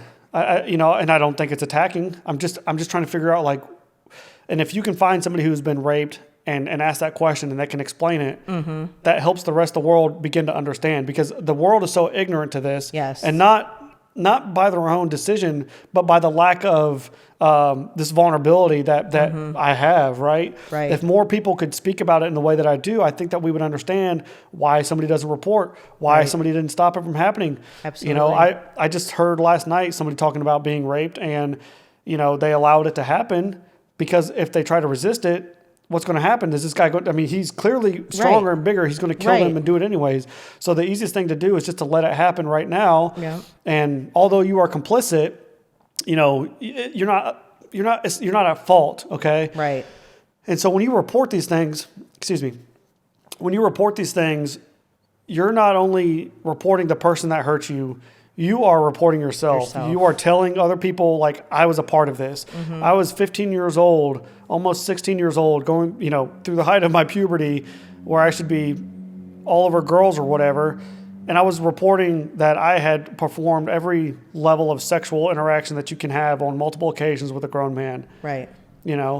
It's disgusting. It's shameful. It's embarrassing. All of those things. So you're probably so afraid of just everybody rejecting you, not believing, just all the things, because people do want to blame. There's a lot of victim shaming, and that's, I think, what people are afraid of. Yeah, and you're there's so many things you're scared of, and I did not want to be like walking around with a sign over my head, right? Saying like I'd done these things, and so I couldn't say it. And Jacob breaks the silence. He says, Mondo touched you, didn't he? I fall apart, start crying. After a few minutes, Jacob once again says, well, he did it to me too. and I couldn't fucking believe it. I mean, Jacob at this point was like my older brother, like a father figure. You had no thought of that? No thought. Okay. I thought I was the only one, which is common. Right. Most people think they're the only one. And I had no idea that it was happening to him because Jacob was like a protector to me. He was like a big brother. He was like a father figure to me. He was everything that I had wanted to be as a man or as a young man or a boy was Jacob. Like he was like the fucking man. He was in college with all these girls and drinking and partying and like doing the thing. And like I loved him, idolized him. And so the fact that it had happened to him absolutely broke my heart. And I just couldn't believe it. And so, he says to me, well, what do you want to do about it? Do you want to report it or do you want to keep it a secret? And I told him, I said, fuck this guy. Like, we're going to report him. Right. And because he's doing it to our younger friend, and he's about to do it anyways, And so he's like, all right, let's do it. And so we go out and we go to my grandparents, and we sit down, and I got a flushed face. I'm crying, and so my grandma's like, what the hell's going on? And Jacob, I can't talk again. So Jacob's like, it's Mondo. And as soon as he says that, my grandma falls apart, and I can hear her today, like, my baby, she's heartbroken and she's sad, and I can hear her like calling me. And so I go over and I give her a hug, and I feel horrible for my grandma because like I defended this guy for so long, and I'm apologizing. And well, because automatically she probably feels guilty, like that she ever let you go back there. Yeah. So sad. It is sad. And what the more heartbreaking part for me now is that my grandma's not here. She passed away in 2019. So like that part really hurts because I wish that she could see like what I'm doing now. Because my grandma was like so proud of me for so many things. And I treated her like shit, like when I lived with them. Like I was so mad at her. And I just found out recently after publishing my book that she had dealt with so much shit in her life and so much trauma and I mean, just craziness. And throughout her life and her childhood, I had no idea about. And so I had no empathy for her when I lived with them. And so the way she would treat me and the way she would react and be, and I thought she was just like this bitch, Right. And so I just treated her like shit for the most part, And I mean, I wasn't a horrible kid, but I just had these feelings about her that she did not deserve. And all she did was love me, And I just wish that she could see me today, like doing what I'm doing. Like that's very heartbreaking. But we get to talking, and we call the cops, and they say go to the hospital. So we go to the hospital, and we do the whole reporting process. And I'm up in the nurse's room, and they ask me, they're like, "Do you have any dirty clothes? Do you have anything that you've worn to his house recently?" And I tell them, "Well, this just happened like 15 hours ago. And I have not showered and I have not changed my clothes. I've not taken anything off." And they're like blown away. Like the silence in the room was like deafening, Right. You could hear their mouths open up and they're just looking at me like, holy shit. Well, just the thought that you were so smart to think of that. Yeah. And so they're like, take your clothes off, let's test them, swab them, do all the things. So they do all that. I remember the nurse like gets down and she's like looking at me like eye to eye. She's like, "You are so fucking brave. Like you are incredible." And I'm just like, thank you. I'm just trying to get this guy. Like I was fucking pissed off, Right. And so this officer walks in. His name's Chad Couples. I see his last name, and I'm like, "Couples?" I'm like, "Is your wife Mrs. Couples, like from this school?" And he's like, "Yes." And I said, "Well, she was my teacher like a few years ago." And so we automatically have this kind of like bond, I guess. But Chad also, I'd met Chad before. Like he had come to the school because he was a Afghanistan and Iraq veteran. And so he had come to the school for like Memorial Day and Veterans Day to like kind of talk to us about his experiences, And so I'd already kind of known the guy, which is crazy that he was the one that was called and reports. I didn't know him, but like I'd seen him before, Right. And so we have this bond. And so Chad sits down with me in another room and he's like, "Look, Seth, the more you tell me now, the less we'll have to talk about later." And so I end up telling Chad the worst details that you can imagine. You probably can't imagine them. Like, if you think about what happens to kids, like,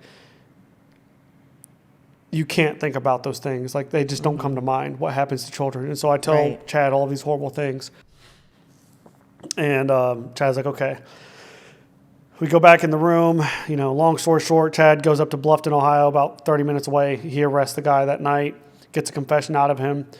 So they arrest him. About a month or two later, He confessed. He did. He confessed to a little bit, like very minimal. He confessed to performing oral sex on me attempting to rape me or have sex with me, and then a few other things. But like nothing, well, I say nothing egregious, but he did not confess to the level of the severity that it was at, you know. And we only had proof of a couple things, you know, from that weekend essentially, you know. Right. And he was eventually charged with, I think, 11 felony counts. And after a month or so or some deliberation, he was offered a plea deal. So he was sentenced with 4 charges for 10 years in prison, for 10 years of abuse between me and another kid, Jacob. Several hundred occasions of sexual abuse, touching, molestation, rape, whatever you want to call it. That's nothing, though. 10 years. Yeah, 10 years. And that was back in 2011. So he'd be free today to do whatever the fuck he wants to do because it's just a piece of paperwork that stops him. Yeah. And fortunately enough, he died in 2019 in prison. Okay. He died while I was in Afghanistan. You know, my wife texted me and told me about that when he died, and it had no effect on me. You know, I didn't really care. But yeah, so that was, when that happened, that basically was the end of my like childhood trauma. From that point forward, I ended up graduating high school a couple years later, joined the military, served in the Army for 8 or 9 years, something like that. Okay. Been all around the world, went to Afghanistan in 2019, had a, relatively mild deployment, like nothing crazy happened. Fortunately enough, never had to like get in direct action, shooting and engaging with anybody. Right. We took some rockets and there were some kind of like scary moments, but nothing crazy. And I'm very fortunate for that. I talk about that a lot, where like if I would have had a kinetic or active deployment, because I was in the infantry, I was in the 82nd Airborne Division. And so if I would have had like a crazy deployment, I probably wouldn't be here today. Right. I think we all have like a little bit of bandwidth, and we're given so much, and at some point you run out and you're just like, you're done. For you sure. know? And I think that through my childhood, I had experienced as much as I needed to, Yeah. in a weird way to put it. But if I would have experienced any more in combat, I probably wouldn't have made it out or made it home. Did any of that carry over? Like you went through all that and Mondo was like sentenced, he dies, all the things. Do you ever talk about it?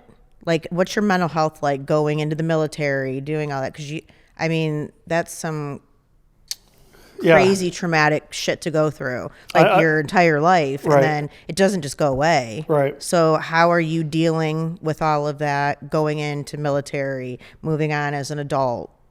Well, I was very like angry, resentful, because I never went to therapy. I never saw a therapist. I never got any treatment. Never saw victim crime services. Nothing happened. Like I reported the guy and was like back. And that's normal. You know, that's normal. Like for people not to want to do therapy and things like that. Well, I think so. That's interesting. I think therapy's good. Mm-hmm. I wish I would have had it. I wish I would have had the right therapist with doing the right things. There's been a lot of controversy as of late with therapists, especially with like the it's like a whole other thing, but like the whole like trans and like transitioning children thing.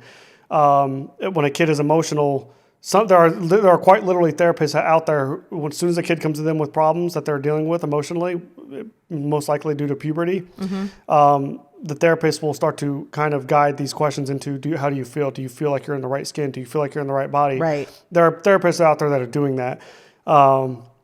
So I'm fortunate that they're not even old enough to start processing that shit. Yeah, exactly. So like you said, that's a whole nother right. So I think thing. with the right therapist, it's like having a personal trainer, where if you have a personal trainer who doesn't teach you anything, they just say, come to the gym and I'll make you healthier. Well, that's a shitty personal trainer, because they're relying on your dependability of them to become healthier. Like to teach you the tools. A good personal trainer will say, okay, let's work out once a week, you and me, for the next month, and then from there on, you really shouldn't need me for a while. Right. And then we'll have occasional sessions a couple of times a year. Right. A therapist should operate the same way, but they don't, because they get paid per session, right? Yeah. So, and there will be a lot of hate on this conversation, right? Because for sure. But therapists are fucking milking the shit. I've read 2 books that were $20 a piece that taught me more about my life and my mentality and the way that I am Right. than any fucking therapist would have given me, because if I walk into a therapist and they tell me like, hey, this is what trauma does, and this is, and these are the things that are going to happen to you if you don't begin to understand what happened and whatever, right? If they don't educate the person on how their mind is now and what they need to be careful of and all of these other things, if they don't educate that person, then that person is dependent on the therapist for every decision that they make. Correct. And some people see a therapist every week or multiple times a week because they do not feel comfortable making a decision outside of the therapist's guidelines. I am helped more, in my opinion, by hearing stories like yours, hearing things from people who have been through similar, because you do feel like you're all freaking alone. And I don't know. That's just my take on it, and we will get a lot of hate from this, but. Well, there's like there are good therapists out there, for sure, and there are people that are doing good things. Like, so whenever people hear these things, they always speak in absolutes. Right. Like you have to see a therapist, or if I say there's one bad therapist, I'm not saying all of them are bad. Right. I'm not saying all of them are good. There's some in the middle, whatever, right? But to ignore, especially what's happening with children, because children are a lot easier to take advantage of. But then to diagnose, right? So many children are overdiagnosed or misdiagnosed with ADHD or ADD or BPD, or whatever the fuck disorder you want to give this kid. I probably could fit the criteria for so many mental health diagnoses. I know I could. Right. And I could go to any therapist I want right now, tell them what happened to me, and they're going to be like, okay, you got these 3 problems, here's all this medicine. Yes. And I'm so thankful that I resisted it for those reasons. I wish I would have gotten it I wish I would have had therapy if it would have, it's hard to say because so I don't know. You could have had tools. A lot of times, tools to deal with certain emotions. Yeah. And I think that it's beneficial like that, but you can also find a lot of that on podcasts, on anywhere on the internet, like self-help. Everything is out there now. We're lucky that that's out there. As an adult, that's what's helped me more than anything. Like you said, listening to other people's stories, because what happens when you listen to somebody else's story is, and I kind of found this out by listening to, I believe it's Tom Satterley. I think he's the one who talks about this. Tom Satterley is a former Delta Force guy. He was at the Battle of Mogadishu, Black Hawk Down. He was there, and Tom has a crazy career but crazy story, and he talks a lot about how his trauma affected. I forget what it's called, but it's like a second layer of trauma, which is basically your first layers are like it's affecting you. The second layer is everybody else around you. Right. And so he talks about that on Sean Ryan's show. And when I heard him talk about that, all I could hear was myself. All I could see was myself. Yes. The way he talked about how he treated his wife, his family, where he talks about, and same thing with me. I would go home, being married and having kids, and I would be mad that the dishes weren't done, and the laundry wasn't done. My wife works out, but she doesn't work out the way that I work out. She eats good, but she doesn't eat as good as me. Or she is a good parent, but she's not like me. And so hypercritical. You're hypercritical. Of there's nothing that anybody can do to satisfy you. Right. Instead of being proud of all of these things, you have this deep resentment and hate. And so I would have never come to that realization had I not heard Tom's story. And once I did, I was like, oh my God, I love that. What have I fucking been doing, Yeah. And so many people hear my story in the way that I talk about it, and they're like, holy shit. One of the things I talk about a lot is like shame and embarrassment. And here's the thing with victims and survivors of XYZ is they'll say, well, you shouldn't be ashamed. You shouldn't be embarrassed. It's not your fault. And I'm like, you know what? Shame and embarrassment's okay. Those are human emotions. Right. Like, stop telling people they shouldn't be ashamed or embarrassed. So I it's not my fault, sure. But is it embarrassing? Yes, it is. Oh, yeah. Right. Is it shameful that all these things happen to me? Yes, it is. And I acknowledge that, and I accept that. I accept those emotions and those feelings, right? Right. But if I just run away from them and never talk about them, I'll never get over them. And that is just the reality of it, right? I'm not saying you have to talk about like these deep, visceral things. I mean, for me, that does help. Like the more I know about a dark story, it really does help me for some reason. I don't know why. Right. But it does help me kind of understand some things about people and myself. Relatable. It makes, things are relatable. Yeah. And, we were talking a second ago about like being triggered. Okay. So I think there's an interesting thing with being triggered. Whenever I speak, sometimes people will say, hey, you shouldn't say these things because you're going to trigger somebody. And I'm like, you know what? I think so many people are triggered by a lot of dumb shit, but then also they're triggered by things that they need to discover. Okay. Absolutely. I think about it like when I go and speak to a crowd, there is a point in that speech where I want to take them into the dark water and I want to hold them under for a few minutes, right? Until the bubbles are just about done. Right. And then I'm going to bring them up and show them that it's okay. But I want them to know what that feels like in there. I want them to experience that. Right. Right. And if they have experienced it before, it's going to feel familiar, right? And it's going to fucking hurt. Right. Right. But there's something in that water that is going to help you. And if you don't go into that shit, like, you're never going to fucking figure it out. And so the people that are like, I don't want to talk about it, that's triggering, or that's one of my triggers, or this or that, it's almost like exposure therapy, I guess you could say. It's like expose yourself to those things to like help yourself process it and understand it. Right. If you just run from it your whole life, you're never going to get out. If you're in a basement that's on fire, if the house is burning down and you're in the basement, and the only way to get out is to climb the steel ladder, well, every time you touch the steel ladder, it fucking burns because the whole house is on fire, right? But if that's your only way to escape is to go through this little bit of fucking pain and suffering for a few minutes just to get out of the basement, like, are you willing to do that? Right. Like, that's that. So, you know, there's a part of healing that fucking hurts, and there's a part of it that's vulnerable, and that is maybe embarrassing or shameful, and things that I talk about, all these mistakes and all these horrible things that I've done to my family, to myself, to other people, and I don't say it in a bragging way. I say it because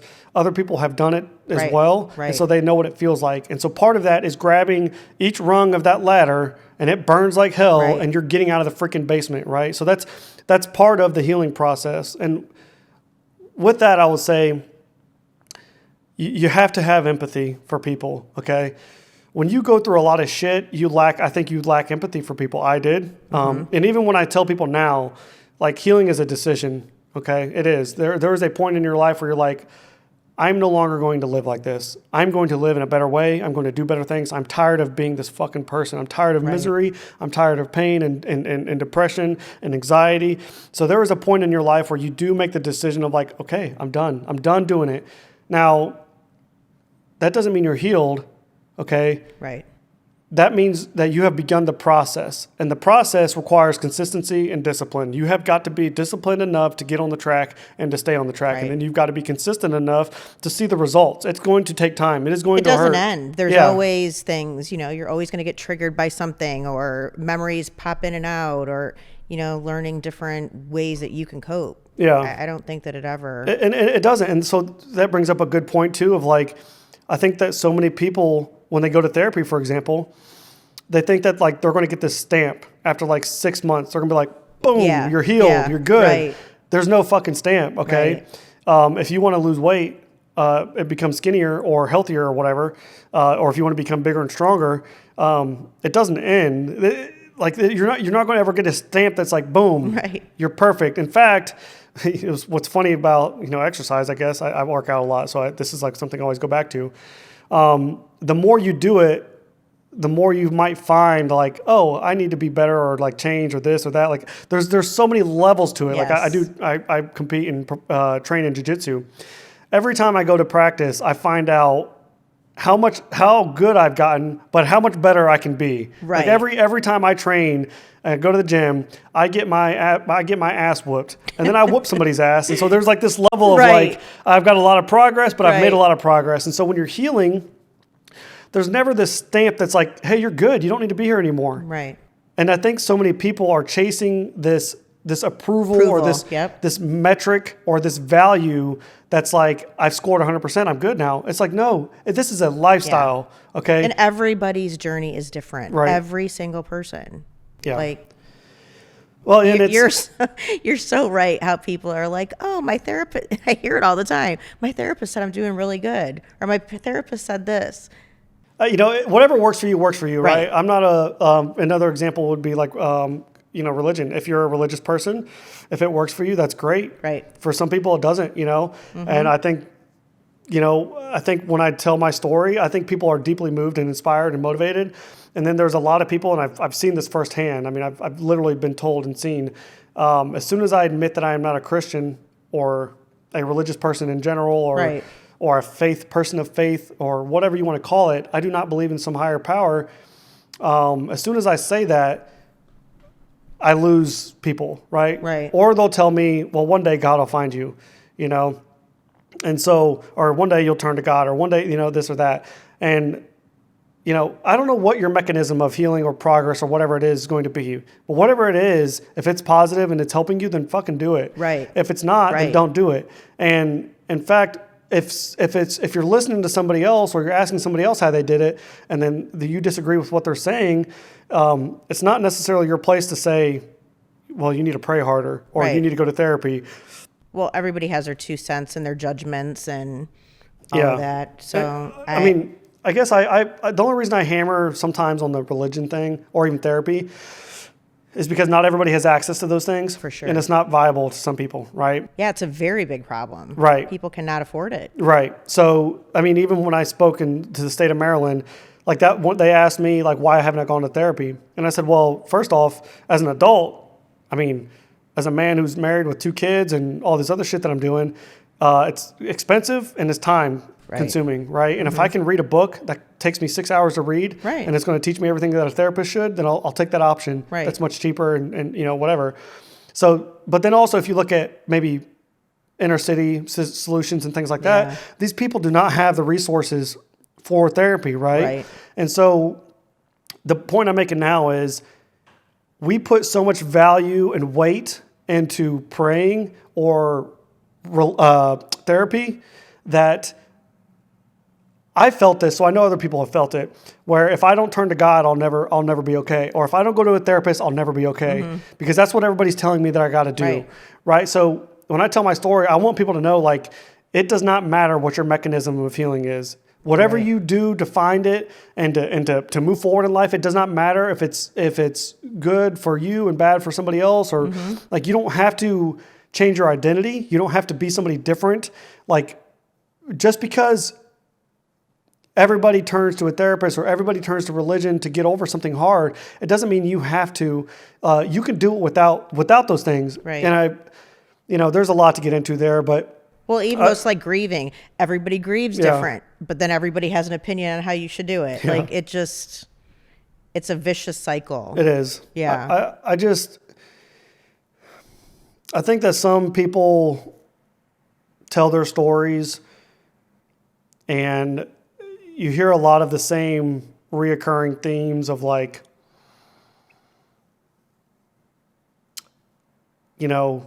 I turned to God and then God saved my life. And I know when I was growing up and as a young adult, I did have a deep hate for, like, religion and God and all those things, because I was like, Why me? Why why aren't me, you right? helping me? Why aren't you looking at me? Exactly. Letting me go through all this. Yeah, same. so I had all those feelings, and then I just felt like I tried to go to church and I tried to do those things, and they just never worked for me because I was around a bunch of people who I thought were just full of shit.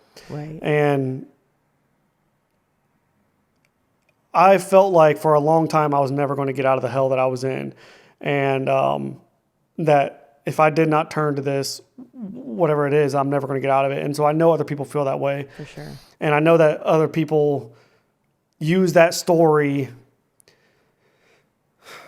and they tell their story,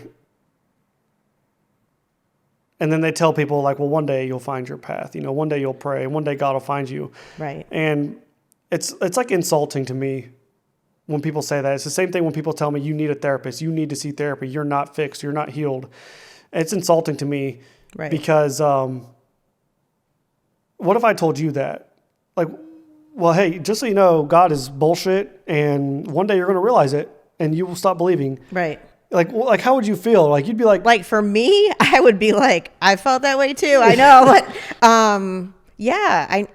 people don't think. They just speak and don't think about what they're saying, and they're just judgmental.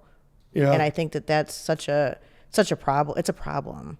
It is, and I think that's what holds so many people back from, like, their process, right? And here's the thing too, especially if you're going to get on a platform and speak the way that I do, if you're going to get on somewhere and share your story, I think that there's a level of disservice that people do, especially when they say, like, I saw a therapist or I turned to religion, because when you're going through all these horrible things as a young adult or child, your brain quite literally goes into this reptilian state of mind, right? You're just focused on survival.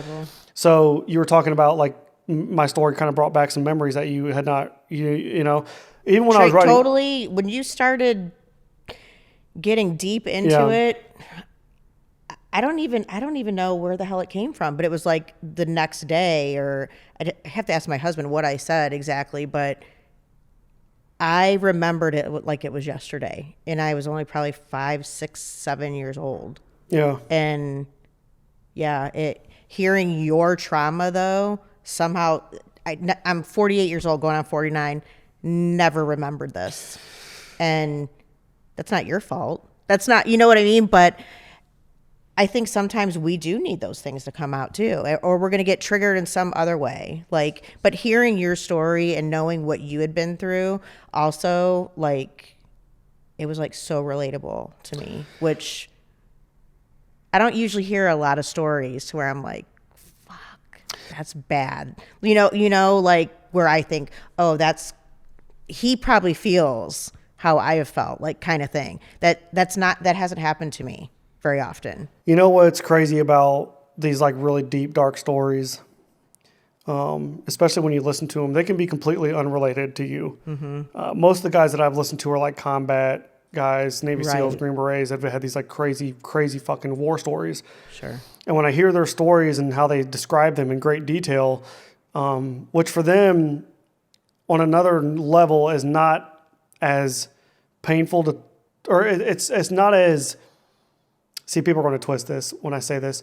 It's not as bad to explain that what it looks like to see your buddy get murdered in front of you, or to have your limb blown off, or see, all these guys being killed, because there's something honorable about that. There's something like incredibly respectful and honorable about this guy who went to combat and saw these things. Right? Those things are like when you hear somebody talk about that, it's like, wow, like that's powerful, and that's that guy's a hero, and they are right. Right. When you talk about being raped as a 13-year-old boy, there's something disgusting about that. Right. It's not honorable. It's not admirable. It's not inspirational. Right. There's nothing about that that's like, wow, like that guy's a hero. Right. There's nothing about that. It's disgusting. It hurts. But see, for me, having trauma and having that stuff, all my life, for me, you're the same age as my oldest daughter. Like, you're 30, right? Mm-hmm. She's going to be 30. It was disgusting and twisted, and my stomach was turning, and like I know my face was beet red, my blood pressure was up, like listening to your story. But I was so fucking proud of you, and I did not even know you. That was weird to me, because I'm like, look at him, holy shit, he put this out there that's going to help so many other people. Well, and here's the point I'm making with that. Yeah. When you tell your story in a way, it's like spring cleaning for your mind. Mm-hmm. When you walk into your kitchen and you have a guest that comes over, and you go into the kitchen or you go in the living room, like how often do you, when somebody walks in, the first thing you do is you pull all the dishes out of the cabinets and you let everybody see the corners in the cabinets, or you let people see behind the refrigerator or underneath the couch. Like, what's underneath the couch? Like, where's, like, is it the fucking dog hair? Is it the sucker that's stuck in the thing? Is it the moldy food? Yeah. What's behind the refrigerator? All this dirt and trash and dust. Mm-hmm. What's in the cabinets? Let me see the deepest, darkest parts of your mind. Right. And some people can't pull those things out. I can, and that's the reason why I do it. I let people into my mind and see these deep, dark moments and corners of the places that you don't ever want to look at, you don't ever want to show anybody, because it's going to allow you to find yours. And it's going to allow you to unpack those boxes.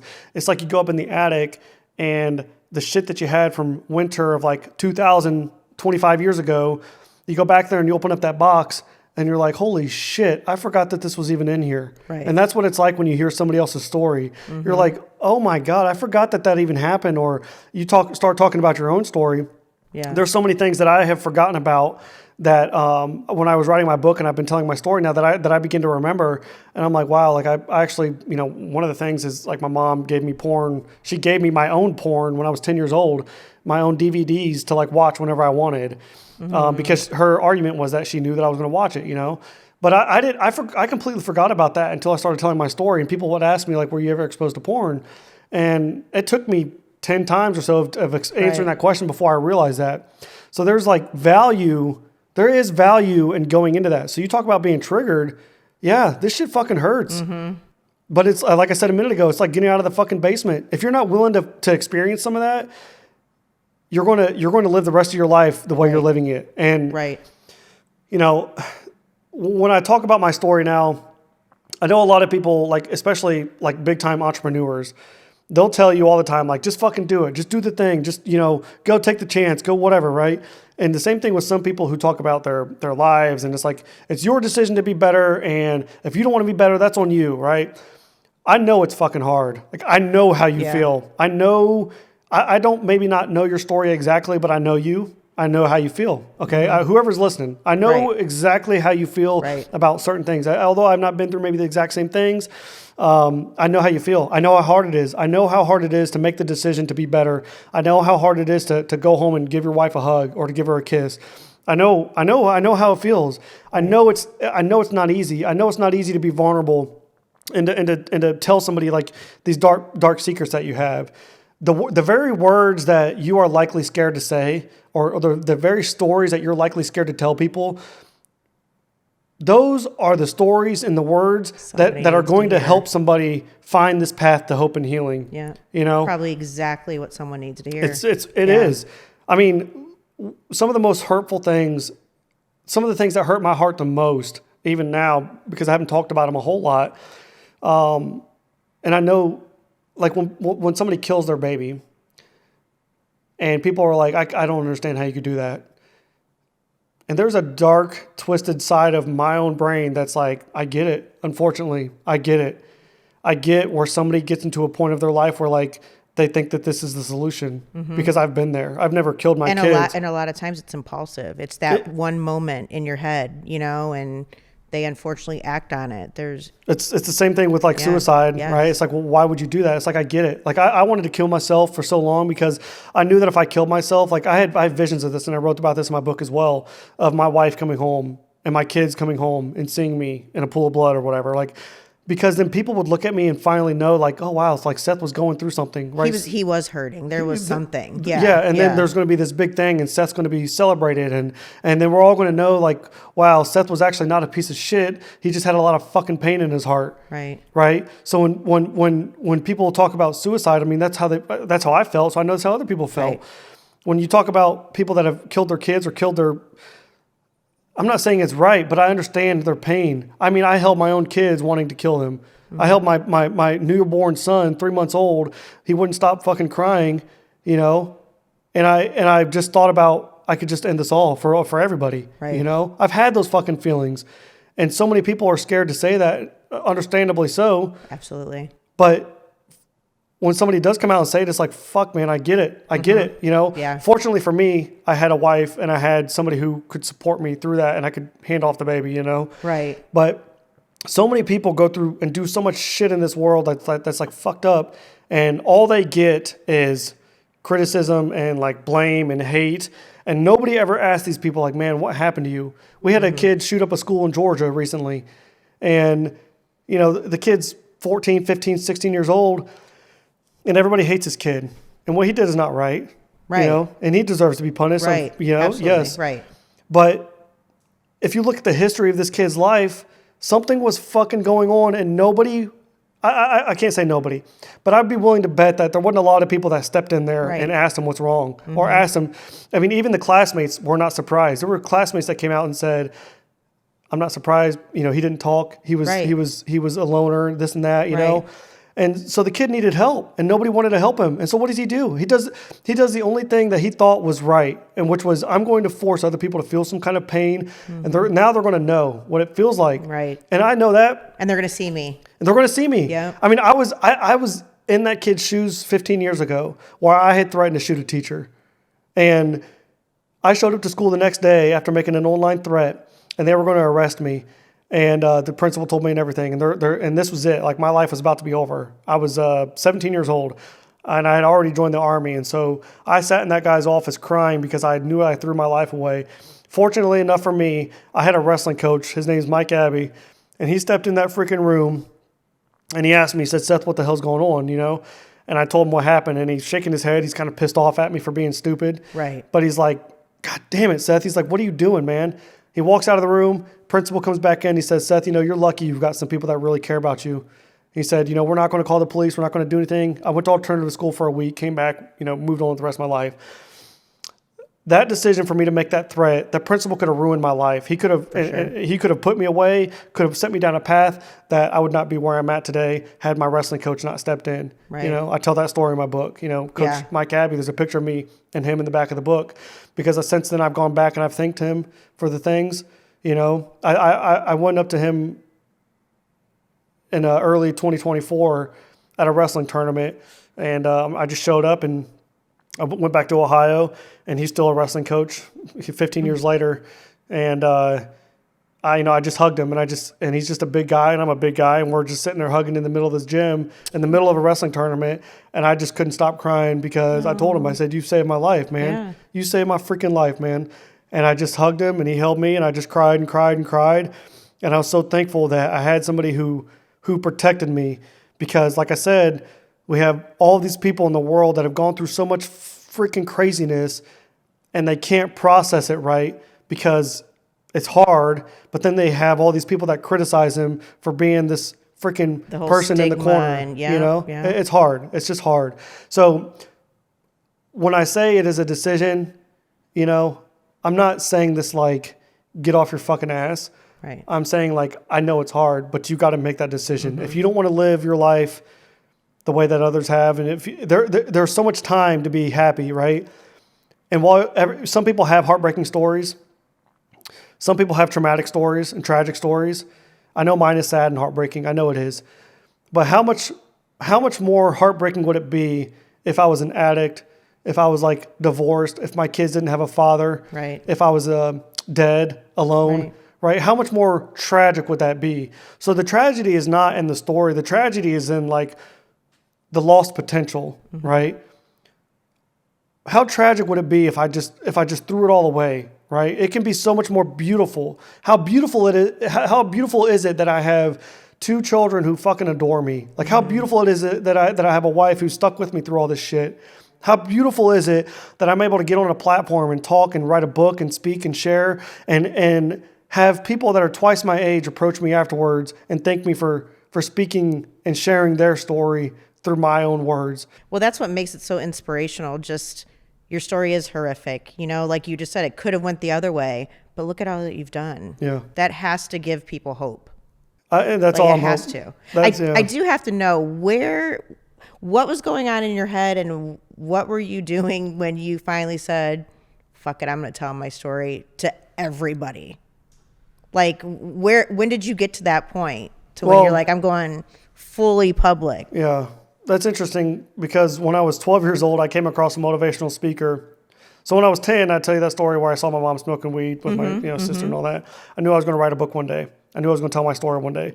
When I was 12, I remember, because I had moved in with my grandparents and I had a computer, and so I had access to YouTube. And I came across this motivational speaker. His name's Eric Thomas.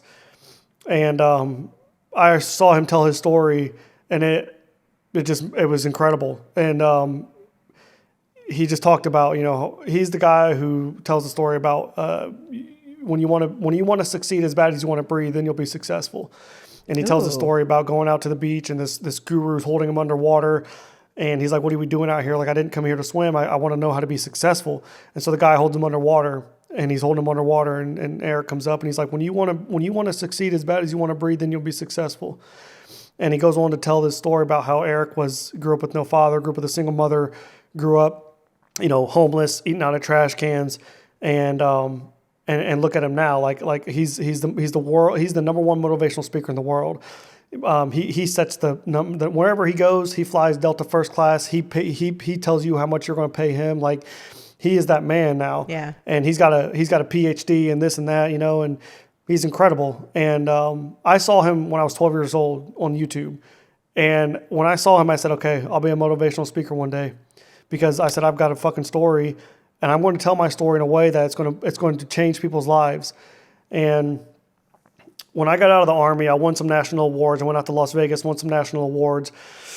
Then I ran a few ultra marathons. I ran 7 ultra marathons in 9 months on little to no training. I did read that part, that 100-mile insanity that you did. Yep. I ran a 100-mile race last June, but I started running ultra marathons. I started competing in jiu-jitsu. I turned my marriage around, and I have accomplished things that I've wrote a book now, but I've accomplished things. Once I started accomplishing things and started realizing that I'd made it out, I was like, okay, it's time. Like it's time for me to tell, Right. And I had always told people my story. I just never told them about the sexual abuse. I'd always told people that I grew up with a single mother, right? And that I had been around drugs and violence. And because there's nothing like shameful about that, right? So I'd always told that part of my story, but the sexual abuse thing was hard to say because I am a combat veteran. I am this 82nd Airborne Infantry team leader, Afghanistan, freaking jiu-jitsu, beard, and freaking muscles, and big, and running, and all that. Like I have all this shit that I've done in my life that's supposed to create some sort of like bravado or strength or manliness, but I let a man violate me for 6 years. So how am I a man if I've let all those things happen? And so, anyways, after 15 years after the fact of reporting him, I had a jiu-jitsu coach who was kind of like unknowingly speaking to me after class, where he just kind of kept saying there's never going to be a perfect time, so just fucking do it. Like there's never going to be a perfect time, so just get up and do the fucking thing. And so when he said that, I was like, all right, roger that. So I said, because I was going to wait for my book to drop to tell everybody like the tell-all, like it's going to be this big thing, Right. But I was having so much anxiety about it that I was like, you know what? I'm just going to say this. And I went out, sat up a room just like this with a couple of my friends. We set up a couple cameras, a couple mics. I told my whole story over the course of about 3.5 hours, put it out on YouTube. That channel has since been deleted, but from YouTube for other reasons. Anyways, I told that story, and I was terrified of like what people would think of me because I was a part of many communities, one of them being my jiu-jitsu community, and nobody cared that what had happened to me. Not in a sense of like, Seth, we don't care, but it's like, Seth, we know you. We know you, man. Yeah. Like, this doesn't change our opinion of you. Right. So the people who hated me, they still hate me. Right. The people who love me, they still love me. Right. Like, what happened to me 15 years ago has no impact. In fact, the people who love me, they love me a little bit harder, Right. And so that was really And they can show empathy from probably even some of your behaviors in the past, and it's more understandable now. Right. Look at the shit you were going through. Yeah. So there's it's not for everybody, and I don't ever want my story to be like a pressure for somebody to be like, I've got to tell my story. Right. I've got to share my pain the way that he does. Right. Like I don't ever want that to happen. Whether you tell one person or you get on a public platform and speak the way that I do, we are the same. I am not special. I'm not better than you. If you watch this and you roll over and you talk to your spouse or your brother or your sister or your mom or your dad about what happened to you and that's the only person you ever tell, that's fine. Like, I'm not special because I've gone out on a platform and done it. I know it's admirable. I know it's whatever you want to call it, but I don't ever want somebody to feel like the same way that I talked about therapy and religion is that if I don't do this the way he's doing it, I'm not going to make an impact. Right. Like that's not true. Like you have to be focused on yourself. Yeah. You have to be focused on taking care of yourself and healing and overcoming and getting through it. And a lot of that comes through what you say, the way you react. I think it's interesting when I talk about the guy dying and people are like, oh, wow, I'm so glad he's dead. Or I bet you're glad he's dead. Or I hope that, prison justice, I hope that he was murdered. I hope that it was slow. I hope he's in hell. Right. I don't say any of those things because it's all poison. Right. Okay. So you talk about your these bad moments or these bad people that have hurt you. Well, if you carry hate and resentment in your heart for that person, it's just going to eat you alive. So I have no hate for the guy. Right. I don't hate my mom. I don't hate my dad. I don't hate my sisters. I don't hate all the people that have hurt me. It's not going to change what happened. It's not going to change. Yeah. So the most I can do is love them. The most I can do is have some level of empathy. Like that person was once a child. Right.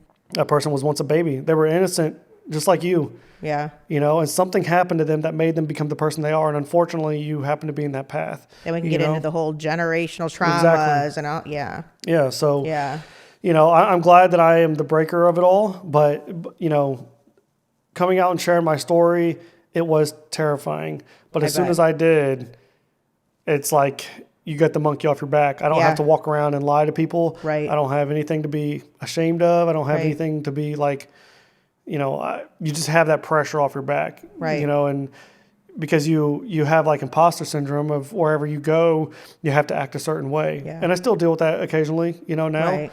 I still deal with that from time to time, but you walk in whatever room you walk into, once you cross that threshold, you walk into that room, like you're in there for a reason. Right. You belong. Like Right.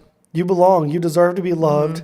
You deserve everything that you go after, right? I don't think we are not owed anything in this world, Right. but we deserve everything that we work for and go after, right? So people that feel like they're not worthy, listen, if you cross the threshold to walk into that place that you're in, you're there. And you only believe what you tell yourself. So the more you sit around and say, I don't deserve this and that and whatever, Right. you won't deserve it. You won't get over those things. You won't get through those things.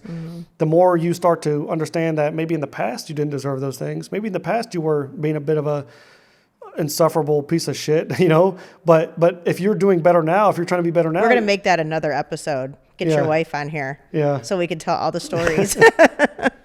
Well, I mean, obviously you're doing amazing. Even your story, for all the partners, the wives, the husbands that are in the same situation that my husband's been in, that your wife has been in, dealing with people who do have trauma. Yeah. Like you have to be a special person Yeah. to handle some of that. Yeah. Especially. Well, I think you do, but if you treat it all like a skill, like it just takes, Yeah. if you treat it like a skill, if you want to get better Yeah. at basketball, you go and practice. If you want to Right. get better at healing, you got to go Right. start doing the thing. Right. Got to start practicing. I think we should leave it on that positive note because there's so much we could talk about. Yeah. But I would love to have you and your wife on together too, because you reminded me of myself too in your story. But I don't know. I think it's all just really important. I'm like so proud of you. Thank you. It's like you are my child. But it's just the strength that it took for you to do all that is just mind blowing. But make sure you go and get his book. We will put a link in the body for his book and probably like your websites and stuff like that. What do you have anything else going on that people could tune into? Not really. You do have a website. Yeah, I got right? a website. I have all the social medias, whatever Yeah. channel or whatever you're on, I'm probably on it as well. Yeah, we'll I'm put not those links in crazy too. active, but Instagram is really the best way to reach me if you have any questions. Okay. But the book's available on Amazon. Yeah. I do have signed copies available through my website, or I can, sign them for you and ship them out. Okay. So yeah, I appreciate you having me on and Yeah. and No, it sharing was my story. awesome. It was awesome. Thank you. Thank you.